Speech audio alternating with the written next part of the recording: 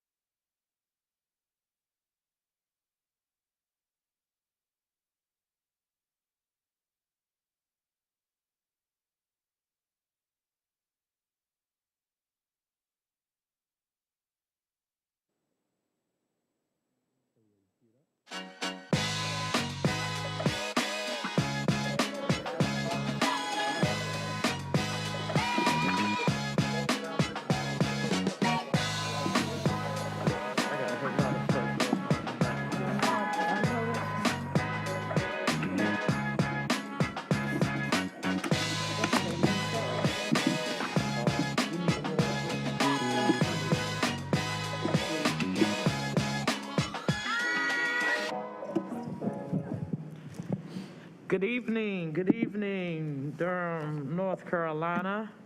Welcome you to the City Council meeting here in City Hall Plaza in our first floor council chambers on the second day of May 2022 at 7 p.m. And we will call our meeting to order this evening, and we will begin with a moment of silent meditation.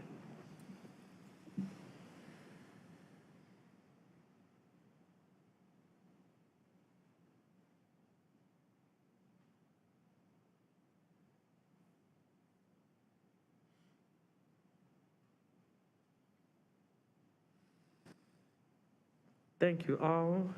I now ask Councilwoman Freeman if she would lead us in the Pledge of Allegiance.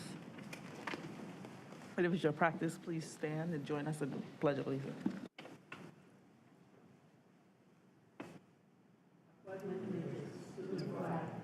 United States of America, and to the republic for which it stands, one nation, under God, indivisible, with liberty and justice for all. All right. Madam Clerk, if you will call the roll.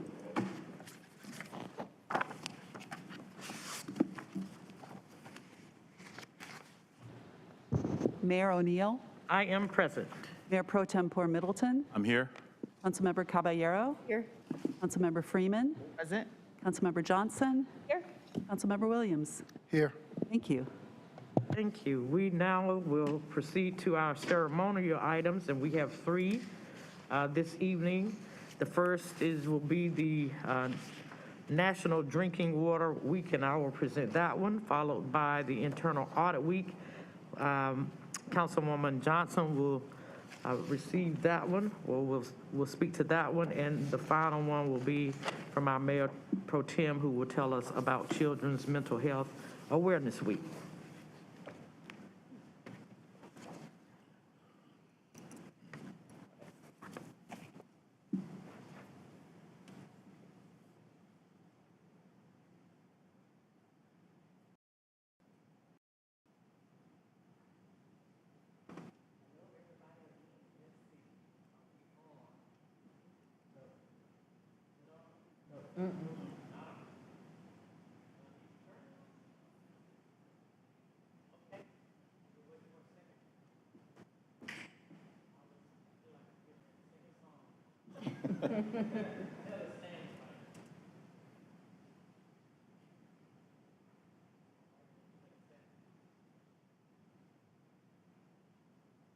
Maybe you want to sing a song, you know.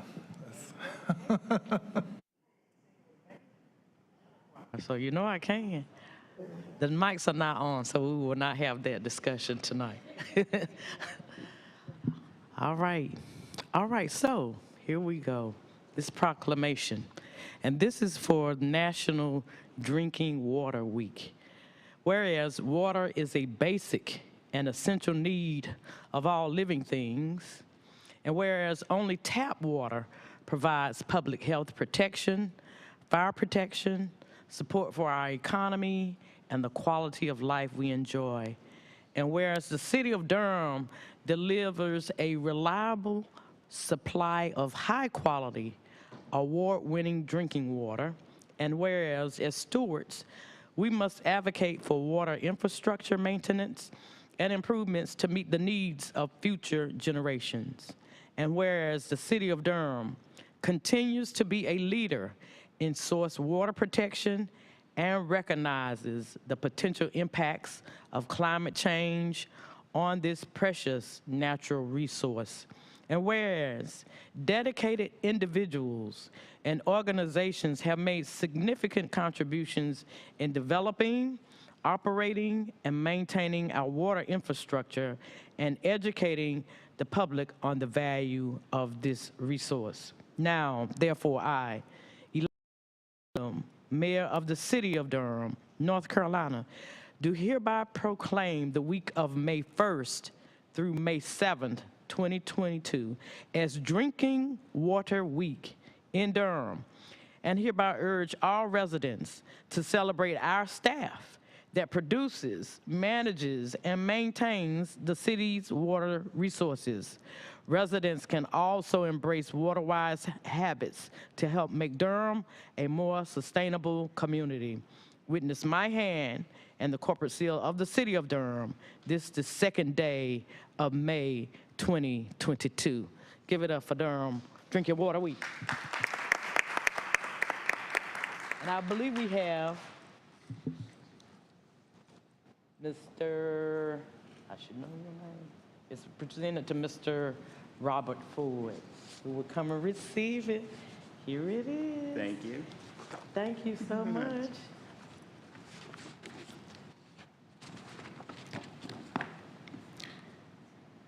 Thank you, Mayor O'Neill, members of the City Council.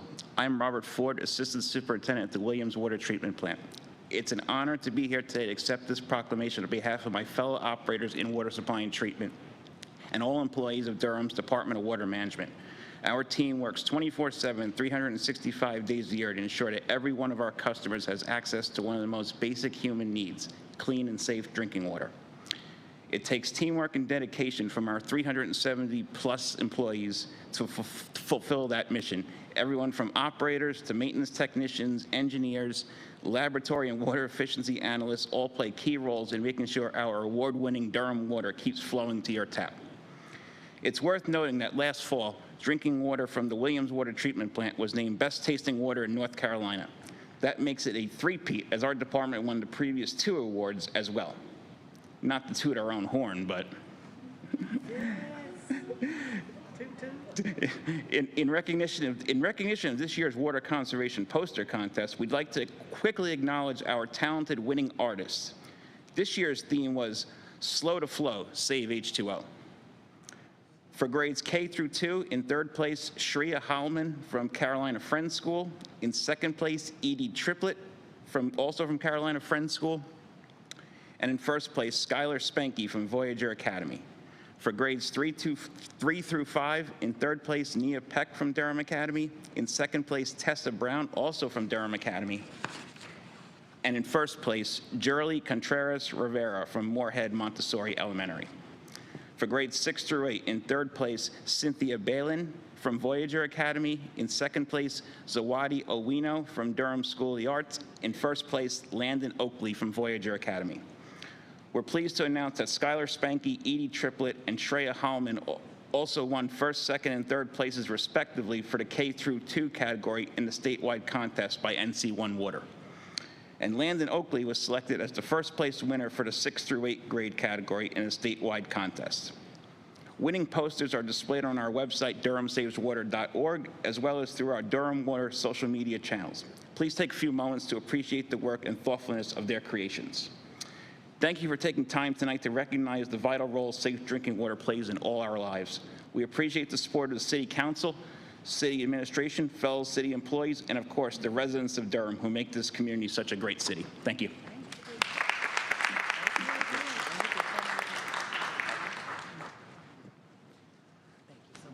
Is Wayne Drop here? Not tonight.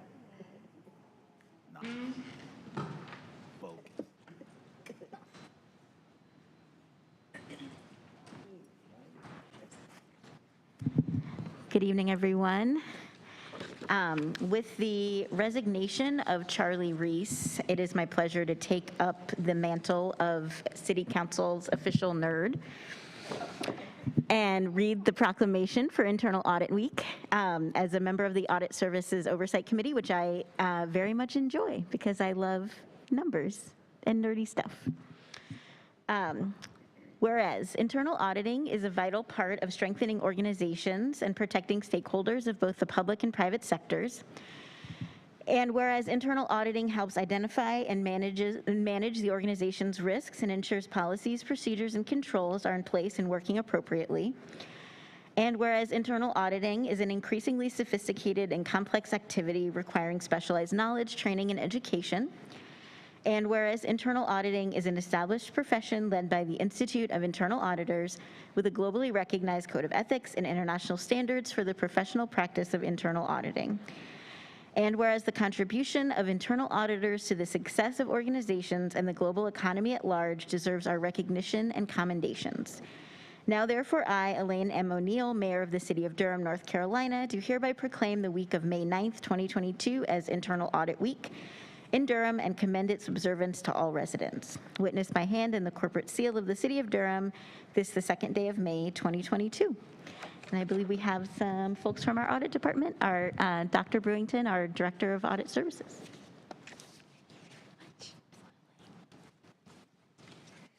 Good evening, Madam Mayor O'Neill, Mr. Mayor Pro Tem Middleton, council members, and Madam Manager Page. I am Jermaine Brewington, Director of the Audit Services Department. I would like to begin by saying thank you for your support, and I want to also make sure that I explain a little bit about who the Audit Department is and kind of what we do. And so again, thank you for your support. The Audit Services Department is an independent department at the City of Durham. We report functionally to an independent audit committee, and I want to say thank you again to each of you, but especially to Mayor O'Neill, Councilmember Johnson, Councilmember Freeman, City Manager Page for your service and support on the Independent Audit Committee. Our mission in the department is to provide independent and objective assurance that we city employees are using taxpayer dollars in the most efficient and effective way as it relates to all of the many processes that we engage in on a daily basis. And we carry out our mission by performing audits and performing fraud, waste, and abuse investigations, and by creating and developing engaging content, training content around the city's ethics policies.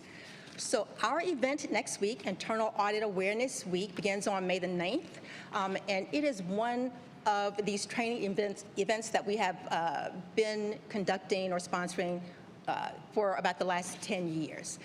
The theme for next week's event is Take Charge of Your Ethical Behavior. We selected this theme because we wanted to reinforce to city employees the need to be intentional about making good and ethical decisions on a daily basis, even when no one's watching, and to positively impact the city's ethical culture.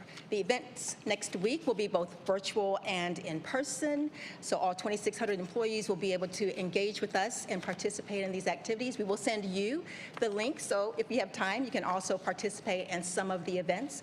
But I do want to point out that next Wednesday, on May the 11th, during midday moments, we will have State Auditor Beth Wood as our keynote speaker, and she's always very engaging and awesome. So again, I want to thank you for allowing me this opportunity to highlight Internal Audit Awareness Week next week. Thank you for your support, and thank you for this proclamation.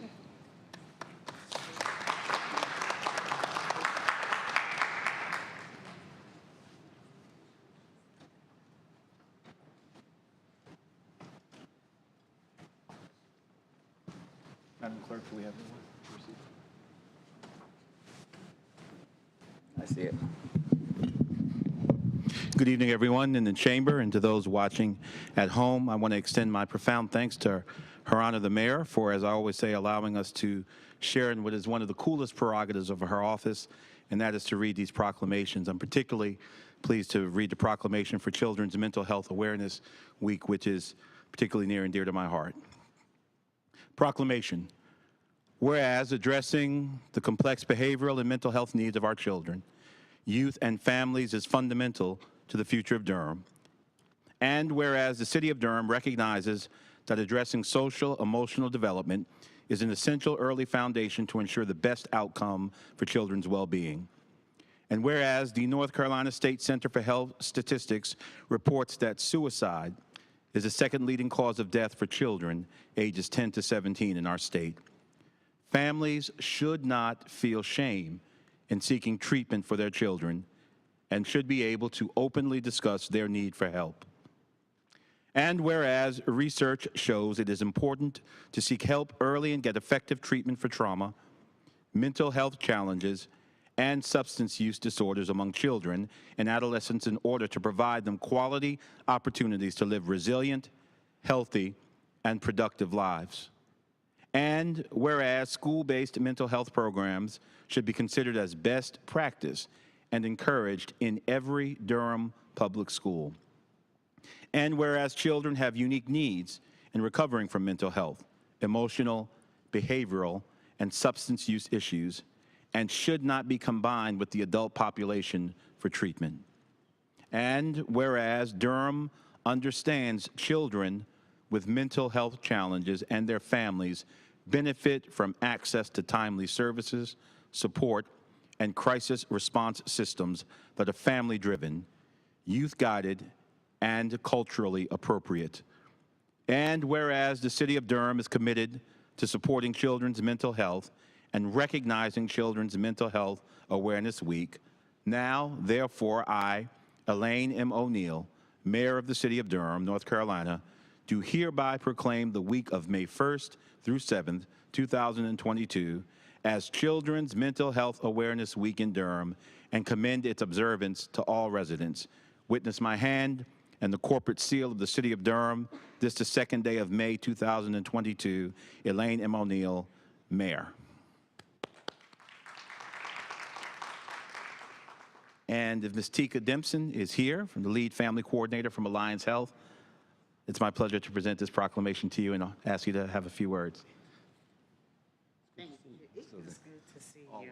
Actually, it's good to see everyone in person. Praise the Lord. Every year, I'm grateful that you found it worthy to acknowledge children's mental health. It's real. It's not a myth. It's real. Our children are not able to be our tomorrow if we do not support them today. And part of that support includes ensuring we're acknowledging mental health from the core, and especially during COVID. That has been one of the saddest times in many of our lives, the loss of many of our children, and how do they move forward. So to you, Councilman, especially you, Mayor Pro Tem, thank you for taking the time to say that mental health matters, that mental health is important. It's a function of every day, every system, every agency. You never know who is living with mental health. So again, I say thank you.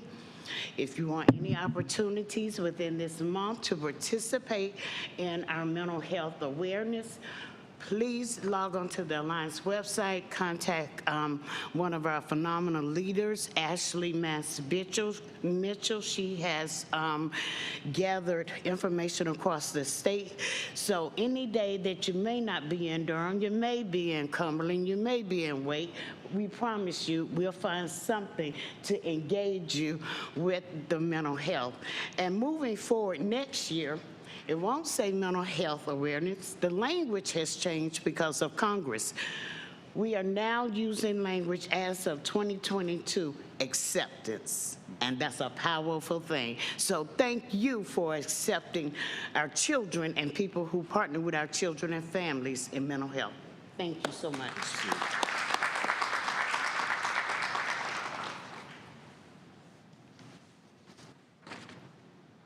Thank you all tonight. That's a beautiful way to start our meeting, talking about drinking our great water. And I encourage you all, instead of picking up that bottle of water, go to the faucet, turn it on, and put it in a bottle. And you will not be disappointed. That's one of the things that I do every day, every morning, and every night. I start with Durham's drinking water and have been for years.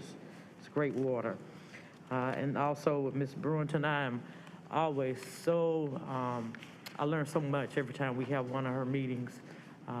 They have a great staff, they do a great job, and I appreciate the work that she and her group, that they do every day. And to Tika Dempson, who's been a long time member of the Durham community. She's a Durhamite. She graduated from Durham High, but we're gonna forgive her for that. But I've known Tika for years and years, and she's one of our strongest advocates for our young people in this community, and we thank you and Alliance for, and all of your folk over in Brenda Houghton's shop in the county for all of the work that you all do every day too. Glad to see you here tonight. So we're gonna turn to our announcements, and I want to ask Councilman Williams to go first with a special announcement tonight, and then we'll open up the floor for the rest of our colleagues. Thank you, Mayor. And this is, in fact, special because it's part of the fabric of our history here in Durham. Many of us are aware of the Royal Ice Cream sit-in, and I am so honored to read the words on this paper that one of the activists during this sit-in will be honored at many of our alma mater with an honorary doctorate. So I would like to just read what I see here and have you all oblige this with me. The NCCU Board of Trustees recommended and approved that Royal Ice Cream sit-in civil rights activist that was led by Reverend Moore here in Durham on June 23rd, 1957, known as the Royal Seven, will receive the honorary degree Doctor of Humane Letters. The members are Mary Clyburn, Virginia Williams, Reverend Douglas E. Moore, Vivian Jones, Jesse Gray, Claude Glenn, and Melvin H. Willis.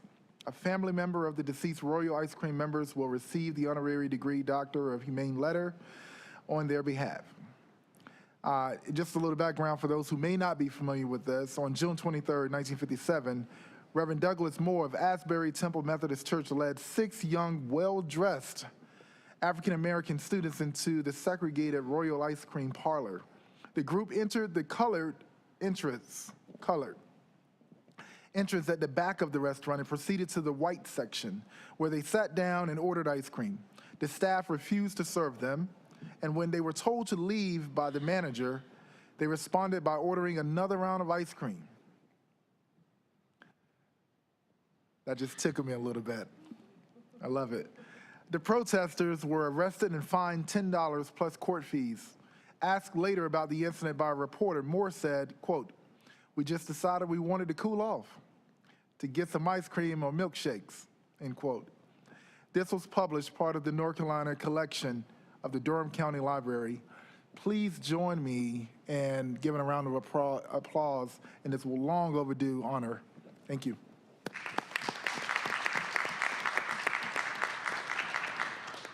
And Mayor, thanks for that opportunity to acknowledge that here in our chambers.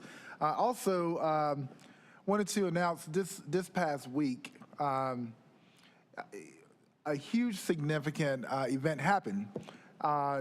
The North Carolina League of Municipalities is a advocacy body that supports towns and cities across North Carolina, and they play a very vital role in lobbying and advocating on behalf of our interests. in advocating on us having more fiscal control of how we, employ projects and expenditures, and making sure that, because we know best, because we work directly with our residents, ensuring that we can get more control of those funds and whatever powers to be to directly impact our communities. Durham, the Bull City, will be well represented as our very own Mayor Pro Tem Middleton was elected as second vice president, and yours truly was elected as a board member. So of all the cities and towns across North Carolina, the Bull City will be well represented with 2 members on this statewide board representing cities and towns across the state of North Carolina. And I just wanted to share that. That's a huge accomplishment.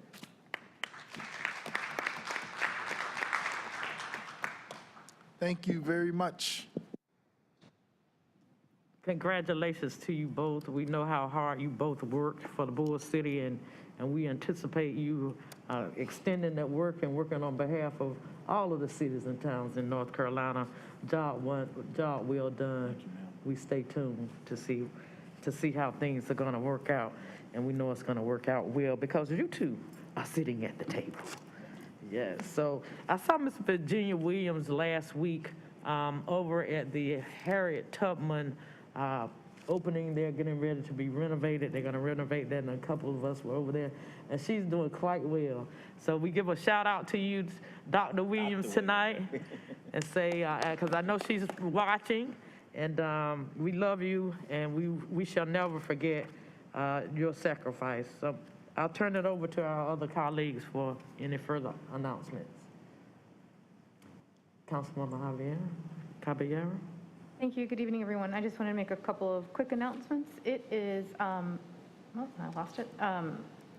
It is Bike Month in the city of Durham, and I know that both BPAC, so our Bike Pedestrian Advisory Council or Committee, and Bike Durham are going to be having a lot of community events. Check out their social media or website for their events. I know that they do some really great advocacy in our community, and it's important. And I think they're also hosting a lot of school events to encourage walking and biking around our schools and ensuring that they're safer. Additionally, early voting has started. There are several early voting sites across the city, including our brand new beautiful main library right down the road from City Hall. Early voting goes until May 14th, and then the primary is on May 17th. If you are not registered to vote, you can register to vote and vote during early voting, but this is not something you can do on actual primary election day. Also, if you need to update your registration for any reason, early voting is also an opportunity to do that. But remember, you can only do it during early voting. You cannot do it on election day. Thank you so much for that. Are there any further announcements from Councilwoman Freeman? Thank you, Madam Mayor. I just wanted to take a moment and just acknowledge that it is also Public Service Recognition Week. And so for all our public servants who are working in city, county, state, and federal government, I just want to take a moment to just appreciate the work that you do on a daily basis to make sure that our policies are implemented, our trash is collected, and that our roads actually lead someplace. So other than that, thank you very much. That was all. Councilman Williams, thank you so much. I'm sorry, I forgot one celebratory thing. This weekend, this Sunday, yesterday actually, Councilmember Freeman and I celebrated with First Presbyterian Church 150 years of service in this community. And we enjoyed the service, and we enjoyed some good food. But I wanted to highlight their 150th anniversary, and thank you for inviting us. Councilwoman Freeman. Thank you, Councilmember Williams, for the reminder, the 150 years of service at First Pres. And also, I would be remiss if I didn't mention that it is also the first week of May, the Small Business Appreciation Week. So I just want to note that tomorrow will be the chocolate custard appreciation day, and I will be enjoying some. So that's all. Thank you. All right. Anyone else have any announcements? Well, I have just a couple. I just want to give you an update on what your mayor's been doing. I too was out of town on last week. Went to the African Americans Mayor's Conference in Washington, D.C., spent a couple of days up there. I did not get to stay for the entire conference because we had city business on Friday, so I was up there for a couple of days, but it was a great meeting, met a lot of new mayors up there, and was able to visit with the Department of Transportation. So we have a lot of things that are going on that are really good in Durham in terms of transportation, and so stay tuned to that. I got a chance to go to the Durham Bulls game on Saturday. Throughout the baseball, the first pitch, I did pretty good, everybody. I didn't quite make it over but I did stand on the mound. It did bounce once, but that was a great time, so go Durham Bulls. Also, I do want to just mention very briefly that we have gotten a lot of emails from folk concerned about the Haiti Reborn situation. I have not talked with each of our council persons, and folk are requesting that we have some type of meeting. We will, as you know, we have to finish up the process of picking a new council person this week, and we are also still in budget hearings, and there are lots and lots of meetings going on. But based on what I've shared and what has been suggested to me is that we're going to try to make a visit to Haiti. And I'm going to look around for the other council members because some of them are just hearing it just right now.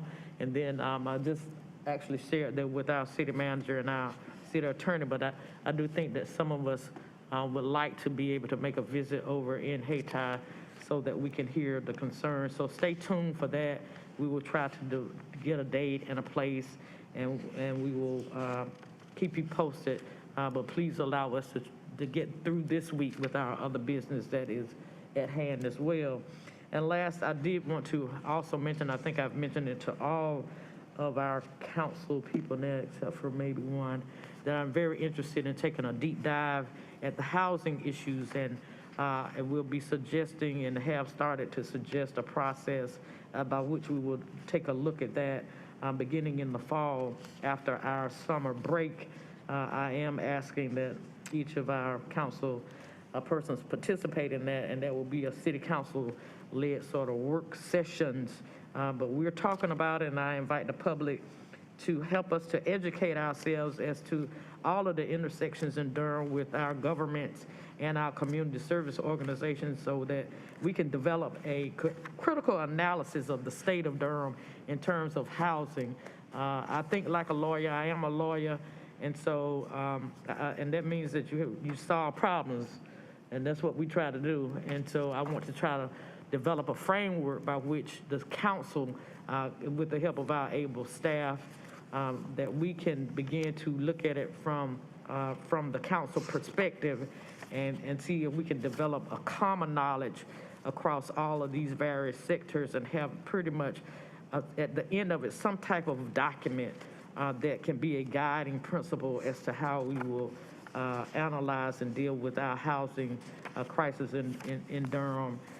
So I look forward to us being able to get in that space. That's the space I like.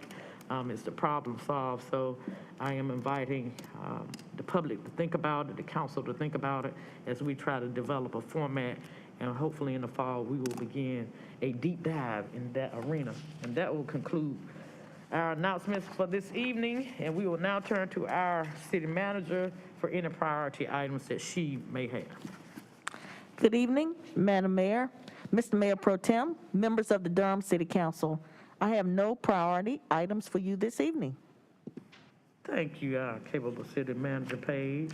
I now recognize our capable city attorney to see if she has any priority on. Good evening, Mayor O'Neill, Mayor Pro Tem Middleton, and members of the City Council.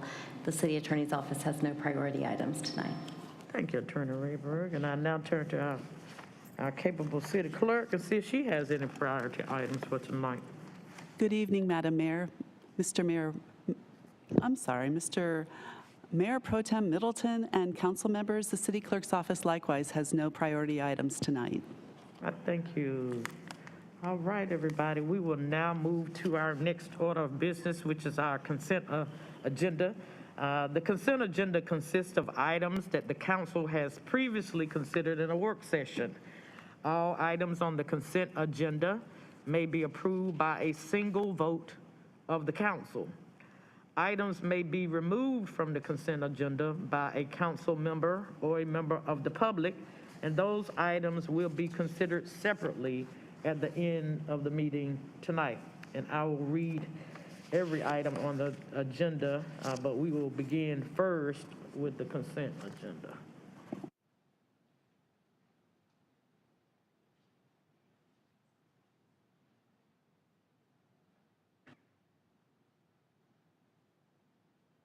All righty. Item number 1 on our consent agenda is the approval of city council minutes. Number 2, the Human Relations Commission appointments. Number 3, building permits and inspections performance audit, March 2022. Item 4, to select applicants for the at-large council vacancy and forward to the interview stage. Item 5, the appointments to the Civilian Police Review Board. Item 6, the City County Planning Department FY23 Work Program. Item 7, the fuel surcharge for taxicab operators. Just had a quick question for that. And I can ask you now or just, You may. is that for just taxi cab drivers or is it for Uber or all types of ride services?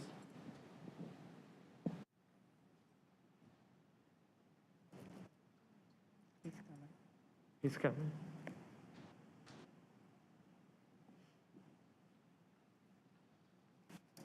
Yeah. Bill Judge, Assistant Director of Transportation.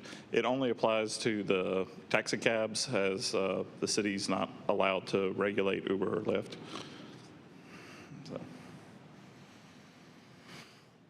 Thank you. Thank you.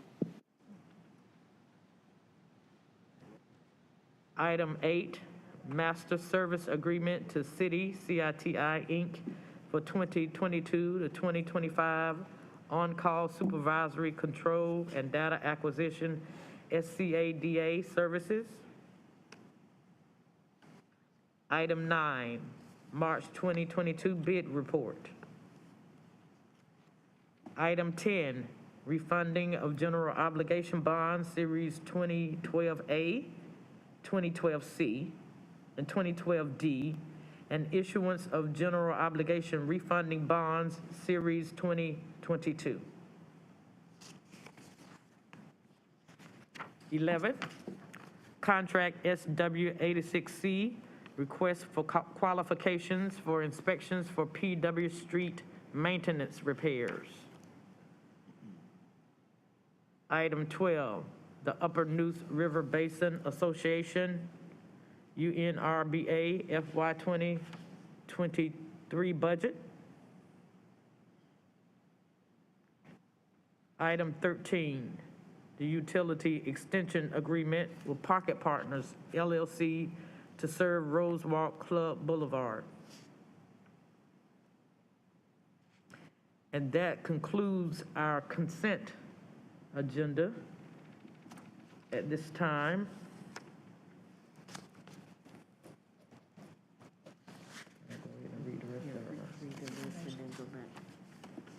And then I will continue to read the general business agenda, and then we'll come back to vote on the consent agenda. Our general business agenda, public hearings, item 15, the closing of Newkirk Street and portions of May Street and Sanders Avenue. The closing in an unnamed alley off East Lawson Street is item 16. Item 17 is the consolidated annexation Griffin Place. And item 18 would be the limited obligation bond series 2022. That concludes the entire agenda. And we will now return to our consent agenda, and I will entertain a motion to approve the consent agenda. So moved. Second. It has been moved by Councilwoman Freeman and seconded by Councilman Williams. Madam Clerk, if you will open the vote.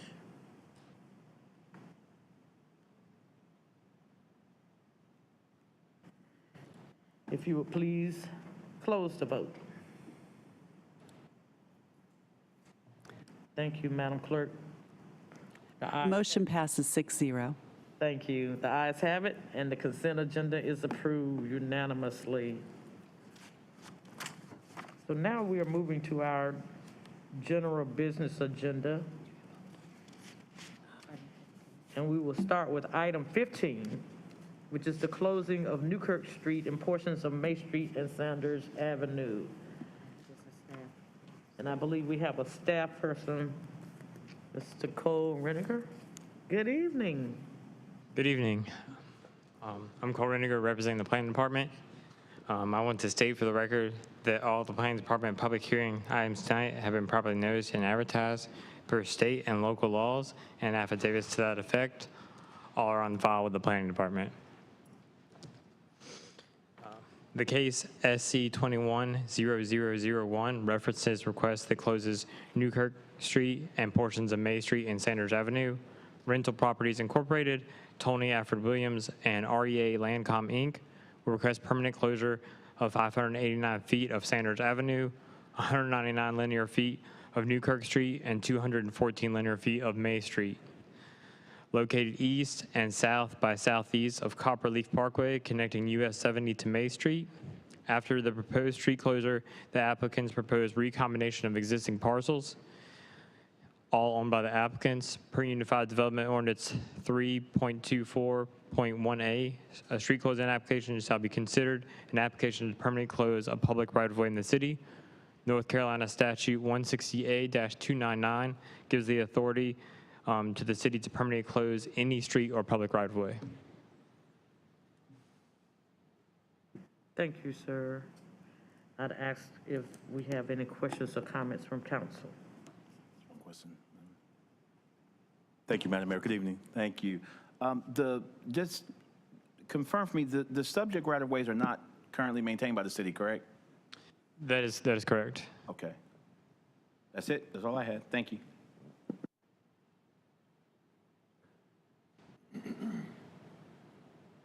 Are there any other questions from council? All right, we'll turn to our virtual space. I think we have Mr. Neil Ghosh, who is here, who has signed up. We also have Mr. Charles Persons, and if there are any others who would like to speak to this item. Oh, let me do that.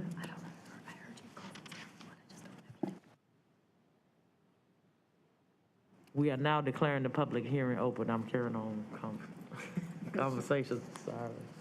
We now declare the public hearing open, and we have two folks in our virtual space, Mr. Neil Ghosh, who's here, Mr. Charles Persons, and if there are any other persons online that would like to speak to this item, if you will raise your virtual hand as we hear from Mr. Ghosh. Thank you and good evening, Mayor O'Neill. Can you hear me? Yes, sir. All right, and good evening, Mayor Pro Tem Middleton, and members of the City Council. I am Neil Ghosh with the Morningstar Law Group at 700 West Main Street in Durham. I'm representing the applicants for this proposed street closing. I want to thank staff for the presentation on this item. This is a request for a street closing basically to facilitate the future development of this site for a new multifamily project. The property already is zoned for this purpose, so this just is a matter of cleanup. The right-of-way that is proposed to be closed is not currently necessary for access. The proposed development will implement a new circulation pattern, so there still will be connectivity once the multifamily project is built. As staff mentioned, there are no public utilities or anything like that within the portion of the rights-of-way proposed to be closed. Those portions are completely unimproved.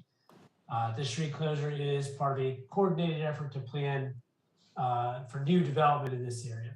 I don't really have much more to offer, so I can stop here. Mr. Persons is on our team. I think you mentioned his name earlier, and our team is available to answer any questions you have about this application Thank you for your time tonight. Thank you, sir. Are there any questions from my colleagues on the council? Hearing none, I will now close this public hearing, and it comes back for our attention here from council. And I am ready to now entertain a motion. Madam Mayor, I move that we close the 156 linear feet of 15-foot wide unnamed alley from East Lawson Street to Dupree Street. I'm sorry, it's the wrong one. I move that we close 589 linear feet of Sanders Avenue, 199 linear feet of Newkirk Street, and 214 linear feet of May Street. Is there a second? It's been moved by Councilwoman Johnson and seconded by Councilwoman Caballero. Are we ready for the vote? If you will please open the vote. Madam Clerk. If you will please close the vote. The motion passes 5-1 with Councilmember Freeman voting no. That motion passes 5-1. Thank you all so much. We will now move to the next item on our general business agenda, which is also a public hearing, item number 16, and that is the closing of an unnamed alley off East Lawson Street, and we have Mr. Reniger again. Sir, you have the floor. Hello again. The case SC 21003 references a request to close an alley running from East Lawson Street to Dupree Street near the intersection of East Lawson Street and Fayetteville Street. Deidre McIntyre, representing North Carolina University, NCCU, requests permanent closure of a 156 linear foot portion of an unnamed, unimproved 15-foot wide alley right-of-way connecting East Lawson Street to Dupree Street. As part of this street closure, the applicants seek to combine lots 1 through 3, all owned by the state of North Carolina, as part of NCCU. They're dedicating half the width of the portion of the alley to be closed to Barbara J. Judd, whose property is affected by the closure. Per Unified Development Ordinance 3.24.1A, street closing application shall be considered an application to permanently close a public right-of-way or street. North Carolina State Statute 160A-299 gives the city authority to permanently close any street or public right-of-way. Thank you, sir. You have heard the report from staff, and I'm now going to declare this public hearing open. First, are there any questions for staff from members of the council?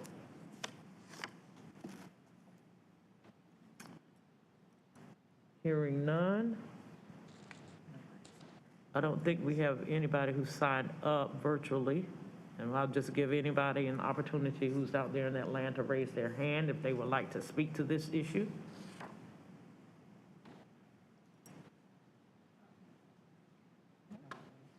No one has raised their hand. I will now close this public hearing, and we are now ready to entertain a motion for this matter.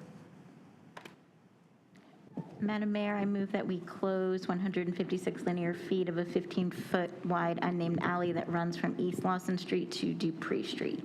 Second. It has been moved by Councilwoman Johnson and seconded by Councilman Williams. Madam Clerk, if you would please open the vote.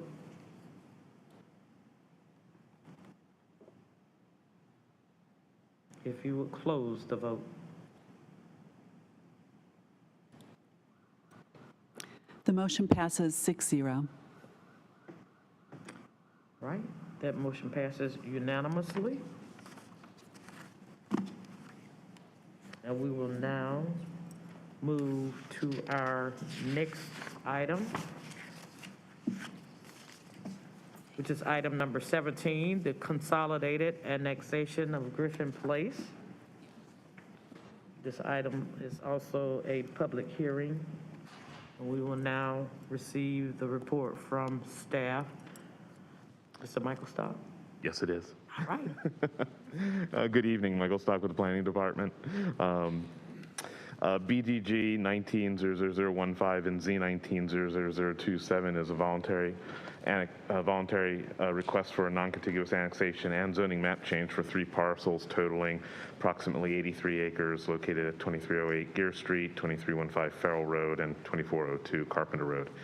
The zoning map change is a request from residential rural, residential suburban 20, and industrial light to planned development residential 5.578 or PDR 5.578 to allow for 462 dwelling units consisting of a mix of townhome and single-family units. The site is also within the Falls Jordan B watershed overlay and a major transportation corridor overlay. No changes are proposed for those overlays. The properties are currently designated office, low-density residential, industrial, and recreation open space on the future land use map of the comprehensive plan. The proposed PDR zoning is inconsistent with the designated future land use. If the proposed zoning is approved, staff recommends a change to the FLUM to designate the property as low, medium density residential and recreation open space. The Planning Commission recommended approval by a vote of 6-4 at their June 8, 2021 meeting. This case was originally heard at the November 1st, 2021 council meeting and continued to the January 3rd meeting, at which time it was referred back to staff due to ownership changes. So it's back before you now. Subsequent to the November meeting, the applicant added the following commitments: dedication instead of reservation of right-of-way for the future Northern Durham Parkway, increase in the donation to the dedicated housing fund to $231,000 from $69,300, widening of required boundary buffers along an area to the southwest of the site, added fencing along one area to the east of the site, and a donation of $25,000 to Glen Elementary School directly. And as a reminder, there are 3 actions requested at this time. The first is to adopt the annexation, adopt the ordinance for annexing Griffin Place, effective June 30th, 2022, and authorizing the city manager to enter into utility extension agreement with 10 Oaks Realty. And if that does pass, then to adopt an ordinance, as we discussed for the zoning map amendment, changing the zoning from RR, RS20, and IL to PDR 5.578, and maintaining the watershed, FJB, and MTC overlays. And then finally, to adopt a consistency statement as required by NCGS 160D-605. Thank you, and I believe the applicants are here to answer any questions. You have heard the report from staff, and I'm now going to declare this public hearing open. First, are there any questions for staff from members of the council? Mayor Pro Tem, and then we'll have that followed by Councilwoman Freeman. Thank you, Madam Mayor, and good evening, Michael. Good to see you. Madam Mayor, as is my custom, I just want to, in the interest of full disclosure, there's absolutely no statutory requirement on my part, but do want to share that the organization that I lead is headquartered within the notification area of this particular case. So I do want to let folk know that I am engaging, while no financial interest whatsoever, but I am within the area of notification and I guess somewhat vested in what goes on in that community. So I wanted to share that. Secondly, Michael, when I was reading through the development, and you already noted it, but when I was reading through the development plan, I noticed the one-time payment directly to Glen Elementary School. Is it customary for the money to go directly to schools in the area, or has it been the DPS in the past, and then they kind of? That's a good question. Normally, it has gone directly to DPS to use the funds as they saw fit, but in this case, and maybe the applicant can discuss a little bit more, they are providing the funds directly to Glen Elementary School, and they did go through DPS to verify if that was okay and whether it was acceptable to do that, and the principal and DPS did find that acceptable. Absolutely, and there was no doubt in my mind that due diligence would have been done. I just don't recall seeing. It's unique. Yeah, okay. Thank you. Thank you, Madam Mayor. That's all I have for now. Thank you, sir. We'll turn to Councilwoman Freeman. Thank you, Madam Mayor. And just in future reference, I'm trying to have context around the types of projects that would come from this annexation around sidewalks, roads, streetlights. Is there any way to gauge where, I guess, an item like this, any additional needs around this area would come up on a CIP project? And it's just for reference. I'm trying to just make sure I understand how to search for something like that. That I don't have a good answer to in terms of that. I think ultimately, as you get zonings and approvals down the road, you're going to see whether there are roadway improvement needs and such, and the respective departments can bring those items for you to consider on your future CIP programs. And if you have specific questions, we'd be glad to, offline or whatever, to follow up with you if you'd like. I would appreciate that. I will definitely track back. Thank you. Councilman Williams. Thank you, Madam Mayor. So, Mr. Stark, I recently toured this neighborhood with Ms. Benita Green and some other residents. And I have taken a great deal of interest in their concerns over there. But while driving around, one thing I noticed was there is really residential and really industrial. And the quality of living over there is a bit of a concern to me. I'm just getting into sort of viewing the area over there. Do we have any, or is there a way for us to determine any type of future projections around other types of amenities over there, such as a grocery store or any type of commercial projects that would be accessible to those residents in that area? Well, one thing I can say is that with development of the comprehensive plan, we're looking into doing, and you're probably already aware of this, modifying the future land use map to do something that's more place type oriented. And within that, it is a little bit more prescriptive as to what we're looking for. It might not say grocery store, but much more than just commercial or a certain type of density residential that winds up being somewhat subjective. So I think that is the process, at least the beginning of the process, to see what the needs are in that area and where at least staff and through discussions with community and other members and other stakeholders, where appropriate place types are placed within not only that area, but in other areas within Durham. Okay, thank you. I'd like to state my concern on the record that, ironically, that area is highly residential, it's highly minority, and I was really, I actually bought some of my steel over there, but it's so industrial. And it's interesting how we can have, a steel shop and another steel shop and so many service stations, but not a grocery store. And when we were feeding the homeless once, I needed to get some Tupperware. Right. I had to drive about 10 minutes to get to the closest grocery store. Right. So I'm going to advocate on behalf of those residents and make sure that it's on the public record of what they're asking for over there. We do need more housing, and I'm supportive of that. But I want to state on the record that we may have a timing issue here, that we keep stuffing more housing and more industrial and not enough just social amenities. So I want to put that on the record. I appreciate it. No problem. Councilwoman Freeman. Thank you, Madam Mayor. Just a follow-up. And is there a timeline? I appreciate Councilmember Williams' question. Is there a timeline on when we might see those place types coming forward? Or is that just all part of the UDO? I know that the place type map is out there right now.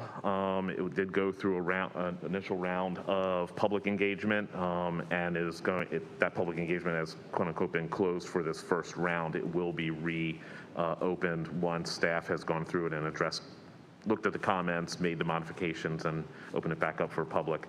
But it will be ultimately approved when you consider the overall comprehensive plan. But it is an important document in and of itself and component of that comprehensive plan, so it will get particular attention. I don't know, Sarah, you wanted to say? Good evening, Council. Sarah Young with the Planning Department. The final draft for the comprehensive plan is slated to be released this fall, which we're very excited about. That will contain the revised version of the place type map, and as Mike said, there'll be one last round of engagement then, along with the final policy. So this fall is when the whole package, including the revised map, will be released.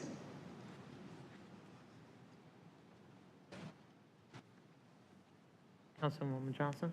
Thank you, Madam Mayor. Just wanted to qualify or to make one thing a little bit more clear. In the some of the materials are this is noted as a non-contiguous annexation, but If I remember correctly, there was another annexation that has come in between that has now made it contiguous, is that right? Yeah, oh, the Junction and Farrell annexation, I think because of the timing of everything, it's still considered a non-contiguous annexation for legal purposes. Gotcha, but it isn't for functional purposes? Right, Okay, correct. thank you.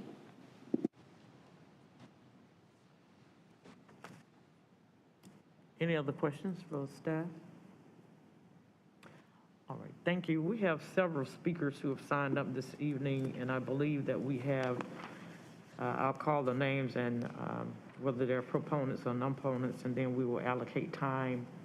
We have here in person, I believe, Mr. Fred Shekels, who will be a proponent, and also Mr. Jared Edens, who would also be a proponent. Online in our virtual space, I believe we have 5 persons, and I'm going to ask anyone else who's in the virtual space if you would please raise your hand at this time so we can recognize you if you're here. We have Ms. Pamela Andrews, who is an opponent, Ms. Faith Neary, an opponent, Joe Neary, an opponent, Jason Beduzla, BZDULA, opponent, Wanda Allen, also an opponent. Is there anyone else whose hand is raised?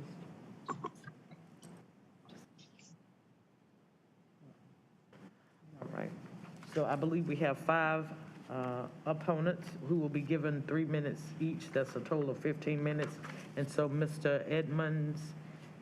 Edens, I'm sorry, Mr. Edens and Mr. Shekels, you, the 2 of you could have divide 15 minutes in half.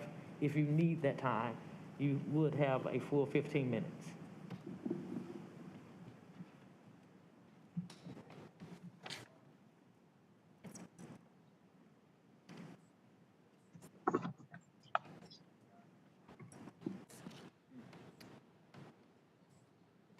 Try again? Okay.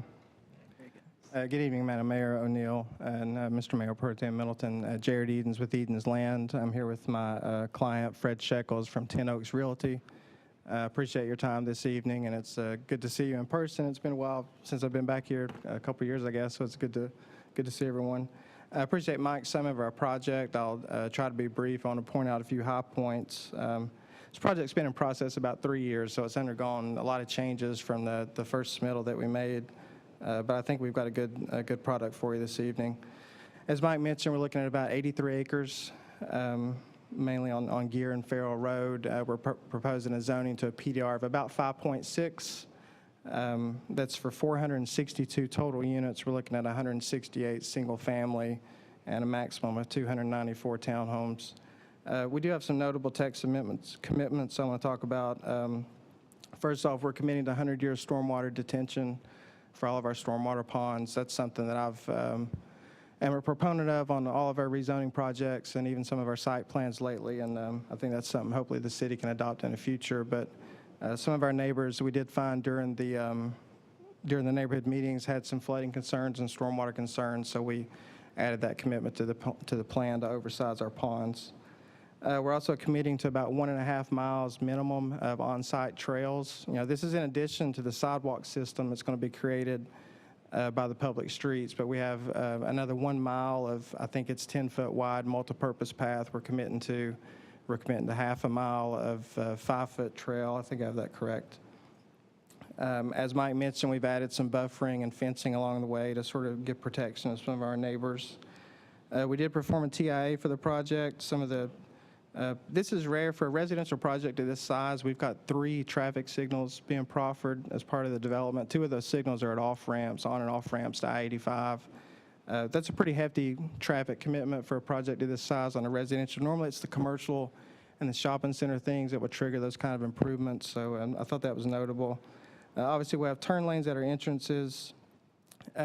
2 important improvements, I think, are going to be 2 pedestrian crossings, NCDOT standard pedestrian crossings. One will be at Gear Street from the site to Glen School Elementary. That'll be for safe passes for anyone, obviously kids. It'll be signalized crossing per DOT standards. We're also proposing a crossing at Farrell that will connect the two sides of the development that's bisected by Farrell, so I think that would be good. Walkability in general in this area is improving. I mean, there's projects going on all around. The Scannell project is going to be adding sidewalk along its frontage. There's properties on Carpenter Road that are coming online. So I think in general, the pedestrian connectivity in the area is improving. I do want to note that per the staff report, it's actually a reduction in traffic. This rezoning results in a reduction of almost 8,900 cars a day per the staff report, per the existing zoning.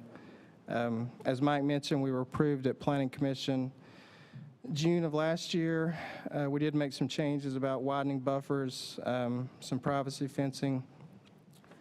One thing that Councilor Charlie Reese mentioned at the November hearing was trying to find a little bit more public benefit in the project. So what Fred and I did was we tried to think of things that we could do to obviously add to the pot, but more of a public benefit, not so much an immediate project benefit. So one thing we did, we rode around some of the roads. We looked for areas where you could add sidewalk. We looked for areas, unfortunately, a lot of these roads, and there are some country roads for sure, they don't have good shoulders and good ditches, and it's hard to find areas where you could just go and say, okay, we'll build 1,000 feet of sidewalk here or 500 feet there.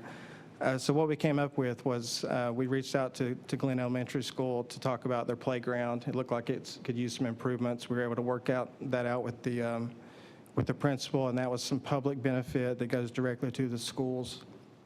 And also, as Mike mentioned, the dedication of the right-of-way for Northern Durham Parkway doesn't seem like a big deal. We were reserving the right-of-way before, which means it would have to be purchased in the future.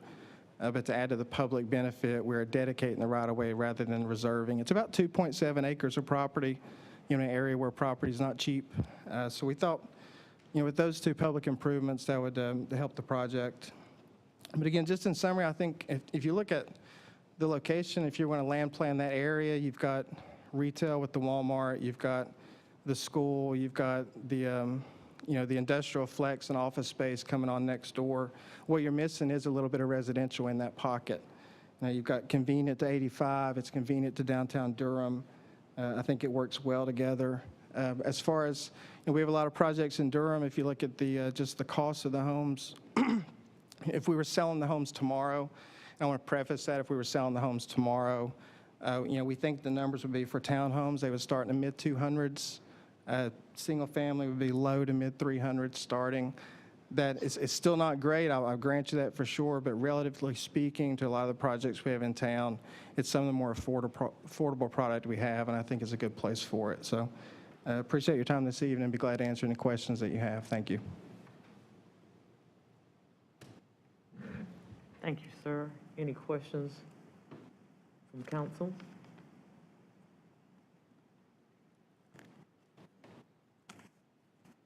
Go for it.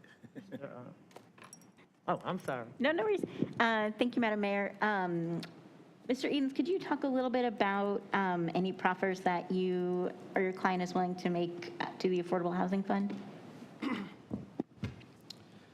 Yeah, so originally, I think I mentioned before, the original application was in 2019.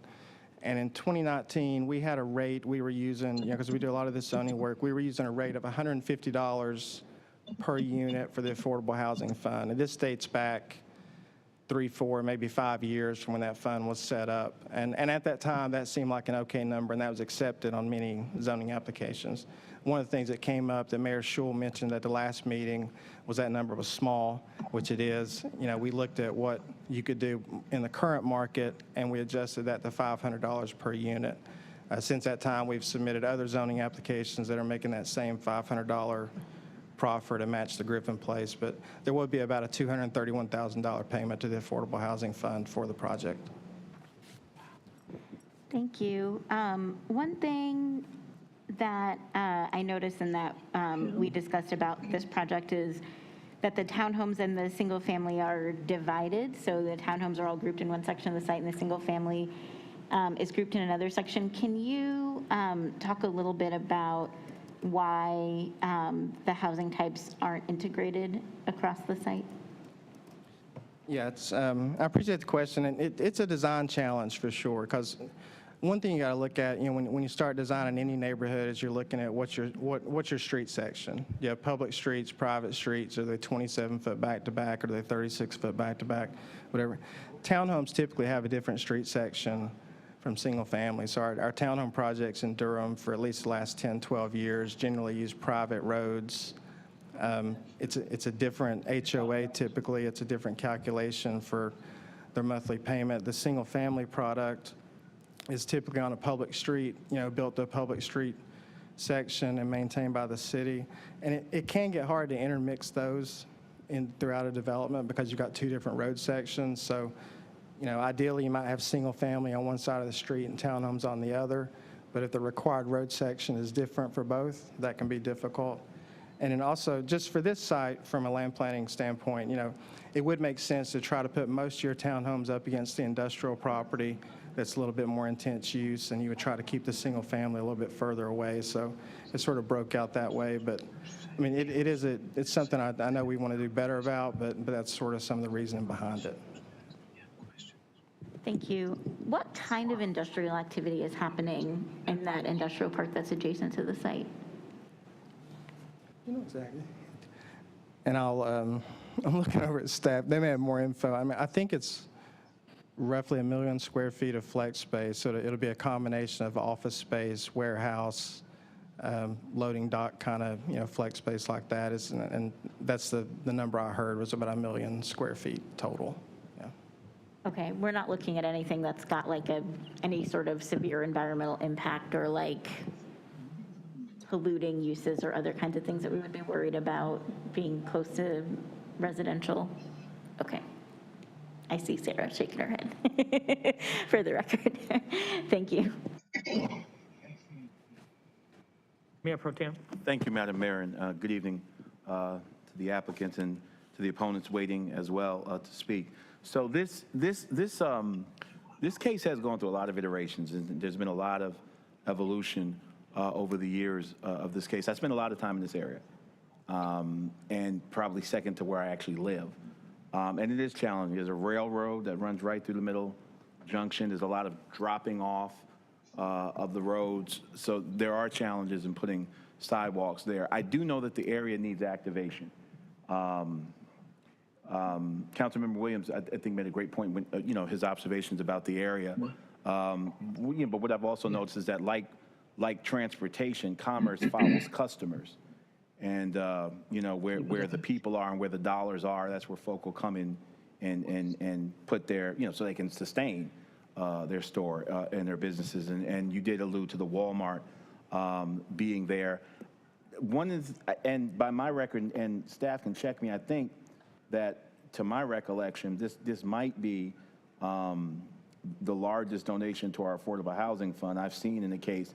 And not that that's necessarily, should put it over the top, but I do want to note that. The other thing I want to note about this case is it seems that some of your proffers subsequent to the vote of the Planning Commission were rather, some of the proffers you make, I've usually seen after you get a no vote from the Planning Commission and then go and do them. But it's curious to me that some of your proffers, at least the largesse of them, the generosity of them, seem to come even after you already had a positive vote for the Planning Commission. So I certainly want to at least note that however the vote goes, and I hope that will set a standard for developers who want to do business in Durham coming forward.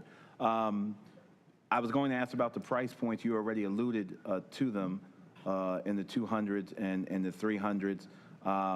Which, and the affordability kind of is almost a Rorschach test for many people. But when we kind of nail it down, there are some price points that we have young, couples and families who are maybe looking for that second home. But I guess now in Durham, this is starting home prices in Durham given the market. So it's not the 4, 5, and 6. It's not 150, 160, what we'd like to see, but this is definitely a price point that we need to be doing more in the city of Durham. Councilmember Johnson anticipated my question about mixing the units, because I do remember some conversation about having different housing types. I'm inclined given the history of this case, the history of this particular application, to support it. But I will be listening intently to the community concerns that are coming up, and I know some of our folk from the community want to speak on this, but as a person who spends a lot of time in that area, I know that housing is needed and activation is needed, and I'd rather see more of this than some of the kind of, I don't want to say blighted, but a lot of the industrial activity out there looks very drab and well, blighted. So my hope is that in that area we'll see more of this rather than what we've got out there already. But I appreciate the comments and observations on my colleagues, and I look very much forward to hearing from the members of the community out there who I share this community with and their concerns. So thank you, Madam Mayor. Any other comments from council? All right, Mr. Shekels, you will have the remainder of that time if you so desire, which I believe was about. Thank you. I'm only going to need a couple of minutes. Jared did a great job. At our meeting in November, former Mayor Schul stated that he felt like there's a lot about this project, and this is a quote, and if we don't build housing in places like this, I think we're not going to have the housing we need for the people in this city. I share that sentiment, but he asked us to come back with more, and I hope you guys think that we have. The one thing that is late breaking that I'm not sure if Jared even knows about is the folks at Skinnell came to us a couple weeks ago and asked us for a water easement that will allow them to connect their water infrastructure west on Farrell. And it's kind of appropriate, given it's National Drinking Water Week, that this easement, which was given to the city of Durham at no cost by us, will allow a water line to connect from East Gear across Farrell. Then we pick it up with our project, should it get approved, to go all the way to Carpenter. And then we're providing a 12-inch water main through our community from Gear to Farrell. What this is redundancy. And as a former engineer, that's what we like. It's safe and reliable drinking water for the city. We did a couple other things to note on the architectural side, and this is minor, but it's folks' front doors. We added glazing on the front doors, carriage-style hardware on garage doors, additional windows on the side of single-family homes, and we're also staggering the townhomes, so you don't see this massive facade that's just flat. There'll be relief across the front of those. So this is probably the most highly amenitized community that we're doing in the Triangle right now, and something that we can all be proud of. Thank you.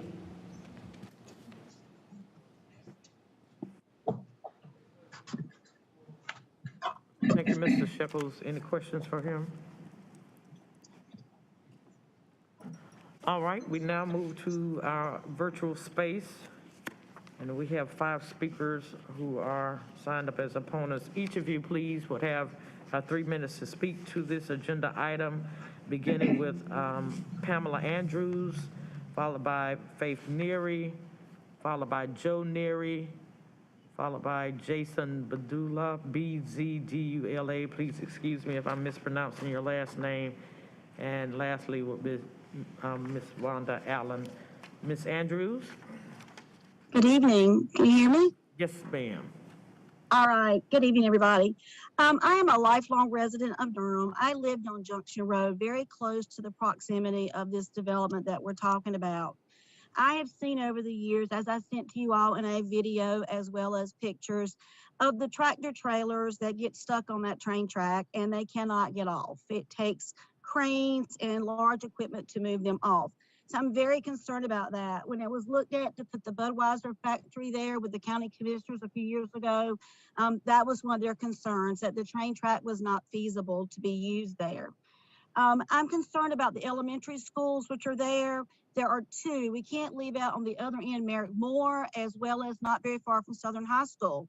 These industrial parks bringing large trucks in and out at the very times that our children are going into school and out of school are extremely dangerous on that tiny 2-lane road. Glen School Elementary, it's great that they donate money for a playground, but that school is full. It's at capacity, and we are not building more elementary schools to take in these large developments. I'm also very concerned about the fire EMS police presence. A man died a very short distance from this development just a few weeks ago when the EMS and fire departments could not reach him. He died. And so we have got to do better with our infrastructure to support these communities that we continue to build. Just this week, a friend of mine went to the hospital with chest pains and was told he would be sitting there from 7 to 8 hours with chest pains because our hospitals cannot hold all this large developments that we continue to bring in. We have 1,400 hospital beds between Duke Regional and Big Duke. Where are we going to continue to offer medical services to our residents of this town? There are so many things we have to think about other than just continuing to build, build, build. What about the infrastructure? What about Falls Lake? The ecology of Falls Lake is in dire need of looking at. I spoke with the scientists last week. I have accurate numbers that show the phosphorus and nitrogen are out of control. I ask you to please look at this neighborhood. There are many wrecks at Farrell and Junction. I grew up there. I know. I can show you pictures if the ones I sent aren't adequate. That train track is still in use. As I mentioned, my granddaughter plays t-ball. We see the train almost every game that she plays at Bull City Little League. Please look at the train tracks, please. These large transfer trucks trying to get through there are not going to go over that huge hump. It's a large hump. Again, I've sent you pictures. I hope that you looked at them. I hope that you listened to my concerns. We have 3 schools, and that was a concern the commissioners faced a few years ago when we decided not to put a Budweiser plant there. Please look at the infrastructure. Thank you. Thank you, Ms. Andrews. We now turn to Ms. Faith Neary. Ms. Neary?